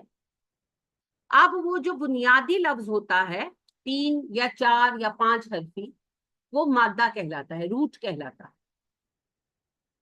جیسے علم، عین لام میم، یہ بنیادی لفظ ہے. عین لام میم 3 حرفوں سے بنا نا، عین لام میم، علم، یہ بنیادی ہو گیا. اب اس سے آپ دیکھیں کتنے لفظ بنتے ہیں، بتانا شروع کریں. علم سے معلوم، جی جلدی جلدی بولیں، گھنٹہ نہیں لگانا. معلوم، معلومات، عالم، علماء، معلم، معلمہ، متعلم، متعلمہ، تعلیم، علوم، عالم، معلومات.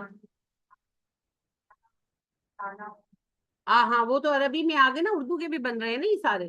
صحیح کہہ رہی ہیں. یا لمون، پھر پوری گردان مضارع کی، پھر علامہ، یا علامہ، یا علامو، وہ عالمو، وہ پوری گردان ماضی کی. علمت، علمتا، علمتم، علمتنا، وہ پھر 28 تو یہی شکلیں بن جائیں گی، ساری یہ شکلیں آ جائیں گی نا. بہت سارے لفظ بنتے ہیں، 250، 300، 400، بہت لفظ بنتے ہیں. تو اس کے بعد آپ دیکھیے ایک اور لفظ کاتبہ، آپ کا جانا پہچانا لفظ ہے کاتبہ، کاف تابا، کاتبہ. کاتبہ سے کتاب، مکتوب، کاتب، مکتوب ہے، کتب، مکتب، اور کتابن، کتابن، کتابیں، کتابوں. اردو، عربی، عربی میں پھر کاتبہ، یکتبو کی گردانیں، ساری شکلیں آ جائیں گی. سمجھ آ رہی ہے؟ تو ان سارے لفظوں کی، جیسے یکتبونا آیا تو اس کا روٹ کیا ہے؟ کاف تے بے، بنا یہ کاف تا با سے ہی ہے، ٹھیک ہے. یہ سمجھ آ رہی ہے؟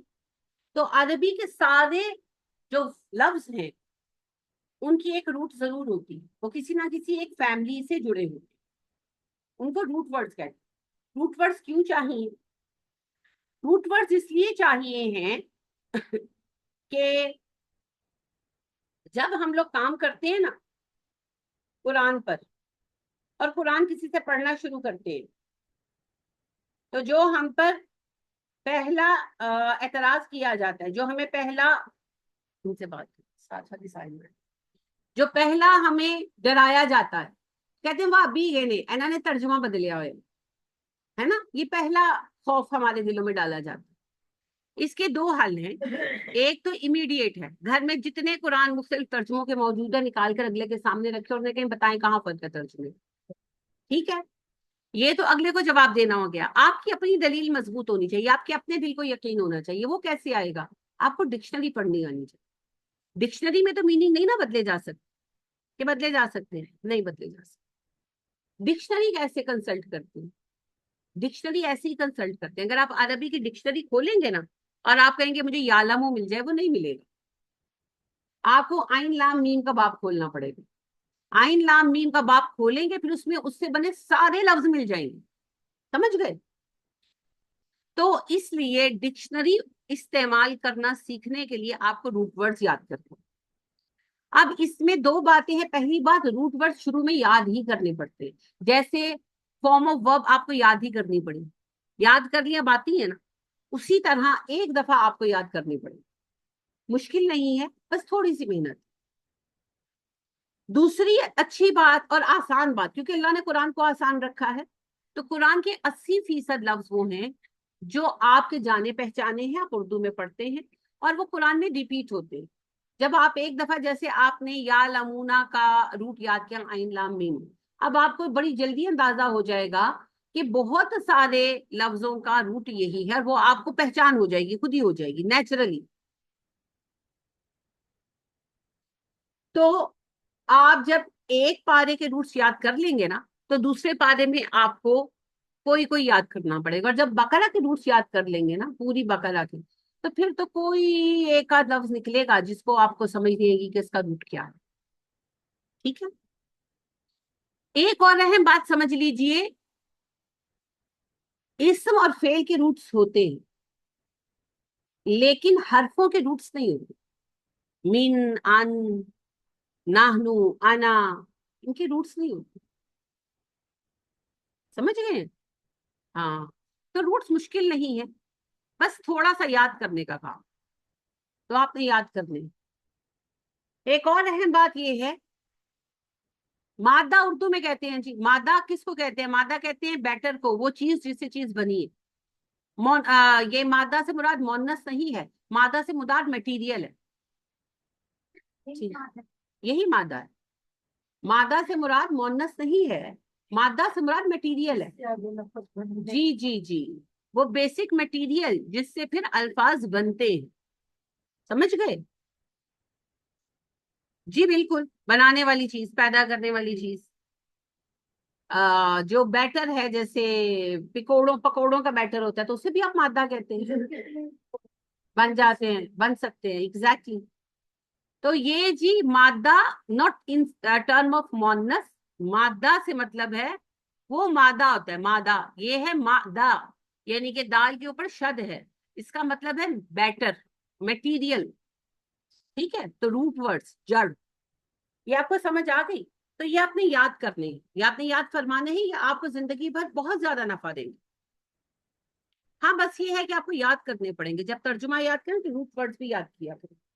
بقرہ کے جو ٹیسٹ ہے انشاءاللہ رمضان سے پہلے ہم کمپلیٹ کریں گے، اور رمضان میں جب آپ کا دورہ قرآن ہوگا تو دورہ قرآن کے بعد انشاءاللہ جب ہماری تکمیل ہوگی تو جو پاس کر لیں گے اپنے سارے ٹیسٹ، جنہوں نے سارے ٹیسٹ دیے ہوں گے، کوئی ٹیسٹ مس نہیں کیا ہو اور ان ٹیسٹوں میں اچھے نمبر لیے ہوں گے، تو ان کو سرٹیفکیٹ ملے گا بقرہ کا، ٹھیک ہے۔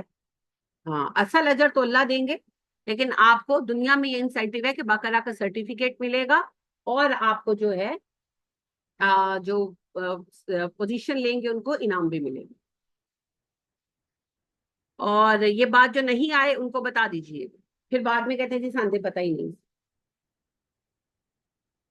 اچھا، ایک اور بات کیا میں نے کہنا تھی، نہیں سب کو نہیں ملنے چاہیے، جو سارے پیپرز اٹیمپٹ کریں گے ان کو ملیں گے،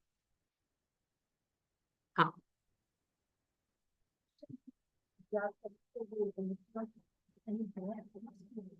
یہ پاروں کے پیچھے لکھے ہوئے ہوتے ہیں، میں خود بھی لکھوا چکی ہوں، لیکن بہرحال پاروں کے پیچھے موجود ہیں.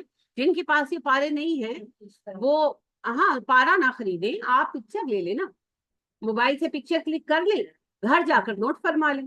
ہاں ضرورت ہی نہیں ہے لفظوں کے نیچے لکھ لیں. دیکھیں جی سرٹیفکیٹ صرف ان کو ملیں گے آپ کے دوبارہ سے ٹیسٹ شروع کروائے ہیں نا. یہ جو آپ نیو کمرز ہیں یہ کوئی ایکسکیوز نہیں ہے نیو کمر ہونا، آپ کی وجہ سے دوبارہ کروائے ہیں، ورنہ ہمارا تو سیکنڈ پارے کے فرسٹ صبح کا بھی ٹیسٹ ہو چکا تھا. آپ لوگوں کے لیے دوبارہ سے ٹیسٹ شروع کرائے. تو جو پورے ٹیسٹ اٹمپٹ کرے گا اور ایٹ لیسٹ پاس ہوگا اس کو ملے گا. جو کوئی ٹیسٹ بھی اس میں سے چھوڑے گا یا کسی ٹیسٹ میں فیل ہوگا پھر اس کو نہیں ملے گا. ہاں فیل ہونے والے کے لیے یہ ہے کہ وہ ری اٹمپٹ کر سکتا ہے اس ٹیسٹ کو. ٹھیک ہے. دوسری بات یہ ہے کہ ہاں جی آپ لوگوں کے لیے ہی اصل میں محنت کوئی بھی نہیں کرنا چاہتا نا، یہ ایک افسوسناک بات ہے، مگر یہ ہماری قومی طبیعت ہو چکی ہے، مزاج بن چکا ہے. چاہتے سب ہیں کہ ہوں اوج سریا پہ مقیم، پہلے پیدا تو کرے ویسا کوئی قلب سلیم. جو نیو کمرز ہیں ان سب کے لیے ہفتہ اتوار میں نے آن کیا اور میں نے میسج بھی کیا. میں اب بھی بتا رہی ہوں یہ آپ کے لیے مستقل نہیں کیا، یہ 6-7 ہفتوں کے لیے. جی جمعہ ہفتہ آن کیا. میرے لیے بھی مشکل ہے، پھر بھی آتے ہی آپ نے بھی مجھے سنایا کہ جی جمعے کو اتنا کام ہوتا ہے. بھائی میرا بھی کام ہوتا ہے، میرا بھی ایک گھر ہے. تو ہر وقت آپ لوگ چاہتے بھی ہیں کہ آپ سیکھیں اور آپ پڑھنا بھی نہیں چاہتے. تو بھائی یقین کرے قرآن کھول کر پلایا جا سکتا ہے، میں پلا دوں، نہیں پلایا جا سکتا نا. تو ہفتہ اتوار اسی لیے آن کیا ہے اور ساری زندگی کے لیے نہیں کیا، صرف 6 سے 7 ہفتوں کے لیے کیا ہے، بقرہ کے لیے کیا ہے کہ جو نیو کمرز ہیں ان کو پیچھے سے یاد نہیں ہے. تو ایک ربع میں میکسیمم 30 سے 35 آیتیں ہوتی ہیں. ایک ربع میں اتنی ہی آیتیں ہوتی ہیں. ان کو 30 حصوں میں کریں 10-10 آیتیں بن جاتی ہیں. تو 10 آیتیں جمعے کو سنا دیں، 10 آیتیں ہفتے کو سنا دیں، 10 آیتیں پیر کو سنا دیں، تیاری ہو جائے گی. لیکن اب آپ آئیں گے تو ہوگی، جو ویک ہے وہ آ سکتا ہے. لیکن خاص طور پر یہ نیو کمرز کے لیے شروع کیا تھا اور کیا ہے. تو صلاح عام ہے یاران نقطہ داں کے لیے آئیں کام کریں. تو کام کیے بغیر کچھ نہیں ہو سکتا. اور یہ بھی نہیں ہے کہ ہم فارغ ہوں گے تو کام کریں گے، فارغ کوئی بھی نہیں ہے، فارغ ہے ہی نہیں. فراغت نکالنی پڑتی، پرائیورٹیز ڈیسائیڈ کرنی پڑتی. تو شبانہ آپ بھی کوشش کیجئے گا. حفصہ آپ نے تو لازمن آنا ہے، this is an order for you. Urooj ماشاءاللہ آئی ہیں، عروج نے سنایا بھی، عروج آپ نے آنا ہے. کرن آپ نے بھی آنا ہے نیکسٹ ٹائم. ٹھیک ہے. یہ جو ہم سمجھتے نا ہمیں آتا ہے، یہ سمجھ بہت بڑی غلطی ہے. ہاں اگر آپ کو آتا ہے تو پھر آپ کے نمبر پورے کیوں نہیں آتے؟ کچھ نہیں آتا تو نمبر نہیں آتے نا. اگر سب کچھ آتا ہے تو کیا پیپر ڈیلیبریٹلی کیے بغیر چلے جاتے؟ تو پھر آ کر سیکھیں. آپ کو بھی آنا چاہیے، یاسمین صاحبہ کو بھی آنا چاہیے، فائزہ آپ نے بھی آنا ہے، اور آپ لوگوں کو تو آتا ہے. آپ کی مرضی ہے، اگر آپ آنا چاہیں 10 بجے تشریف لے آئیں، سبق سنائیں چلے جائیں. حفصہ کی خوبی یہ ہے، حفصہ تنگ ہو کر آئی ہیں لیکن یہ دونوں دن سب سے پہلے 10 بجے آ گئی تھی اور یہ سنا کر 15 منٹوں پر نکل بھی گئی، کیونکہ میں نے کسی کی شکل نہیں دیکھنی، صرف سبق سننا ہے. اور سر آپ کو میں نے اس لیے نہیں کہا تھا کہ مجھے پتا ہے آپ کو آنا مشکل ہے، تو آپ پیر منگل بدھ 10-10 آیتیں کر کے سنا لیں. کیونکہ دیکھیں بغیر محنت کے کسی کو کچھ نصیب نہیں ہوئی. میں نے ابھی آپ سے کہا آپ کی محنت آپ کا سب سے بڑا وظیفہ ہے اور آپ کا عمل سب سے بڑی دعا ہے. باقی سب کچھ سیکنڈری ہے، سب کچھ سیکنڈری. تو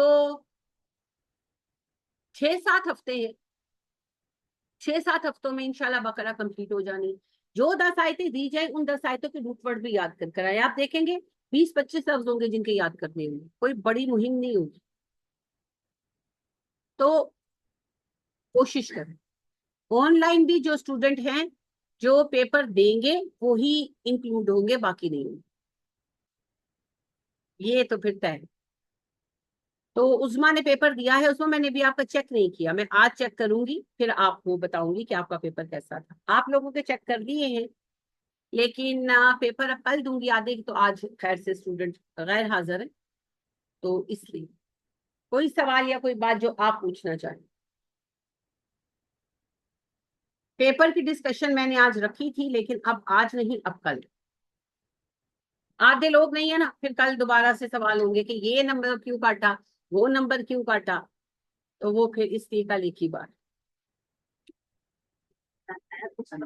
کوئی مسئلہ نہیں، کوئی مسئلہ نہیں، دیکھیے مسئلہ یہ نہیں ہے کہ آپ کا یہ پیپر اچھا نہیں ہوا، کیونکہ ظاہری بات ہے کہ آپ نے نہیں پڑھا، پہلے پڑھا تھا، بہت گیپ کے بعد آپ پیپر دے رہی ہیں، لیکن آگے کے لیے تو آپ تیاری کر سکتے ہیں۔ دیکھیے کم از کم بقرہ اور آل عمران کو تو مستحکم کریں۔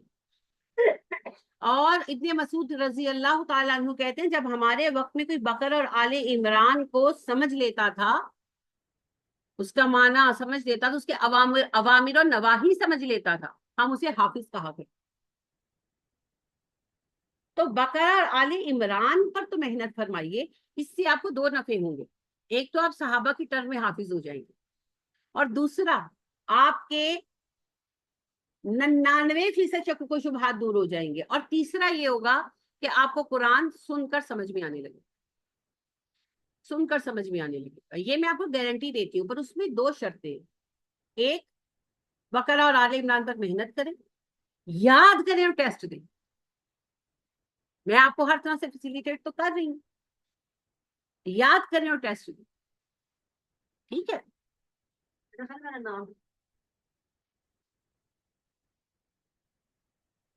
جی اور کوئی بات، کوئی سوال؟ آن لائن والوں کو پیپر کیسے شیئر ہوگا باجی؟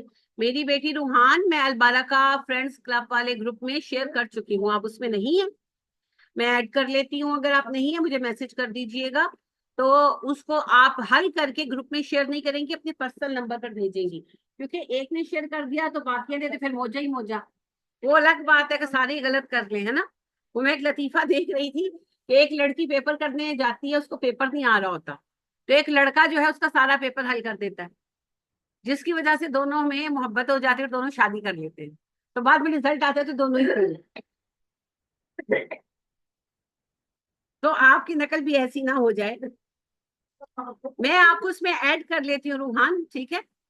تو کیونکہ مختلف گروپوں میں پیپر بھیجنے کا مقصد نہیں ہے نا، ایک دو لوگ یہ اٹیمپٹ کرنا چاہتے ہیں، تو جو اٹیمپٹ کرنا چاہتا ہے باقاعدہ کا ٹیسٹ، وہ مجھے بتا دے، اگر وہ البرکہ فرینڈز کلب گروپ میں نہیں ہے تو اس میں آپ کو میں ایڈ کر لوں گی، وہاں پر میں آلریڈی شیئر کر چکی ہوں، پیپر آپ کو مل جائے گا، پیپر حل کر کے آپ مجھے میرے اپنے نمبر سے مجھے بھیجیں گے، آپ گروپ میں شیئر نہیں کریں گے، ٹھیک ہو گیا؟ جو آن لائن کرنا چاہتے ہیں جی۔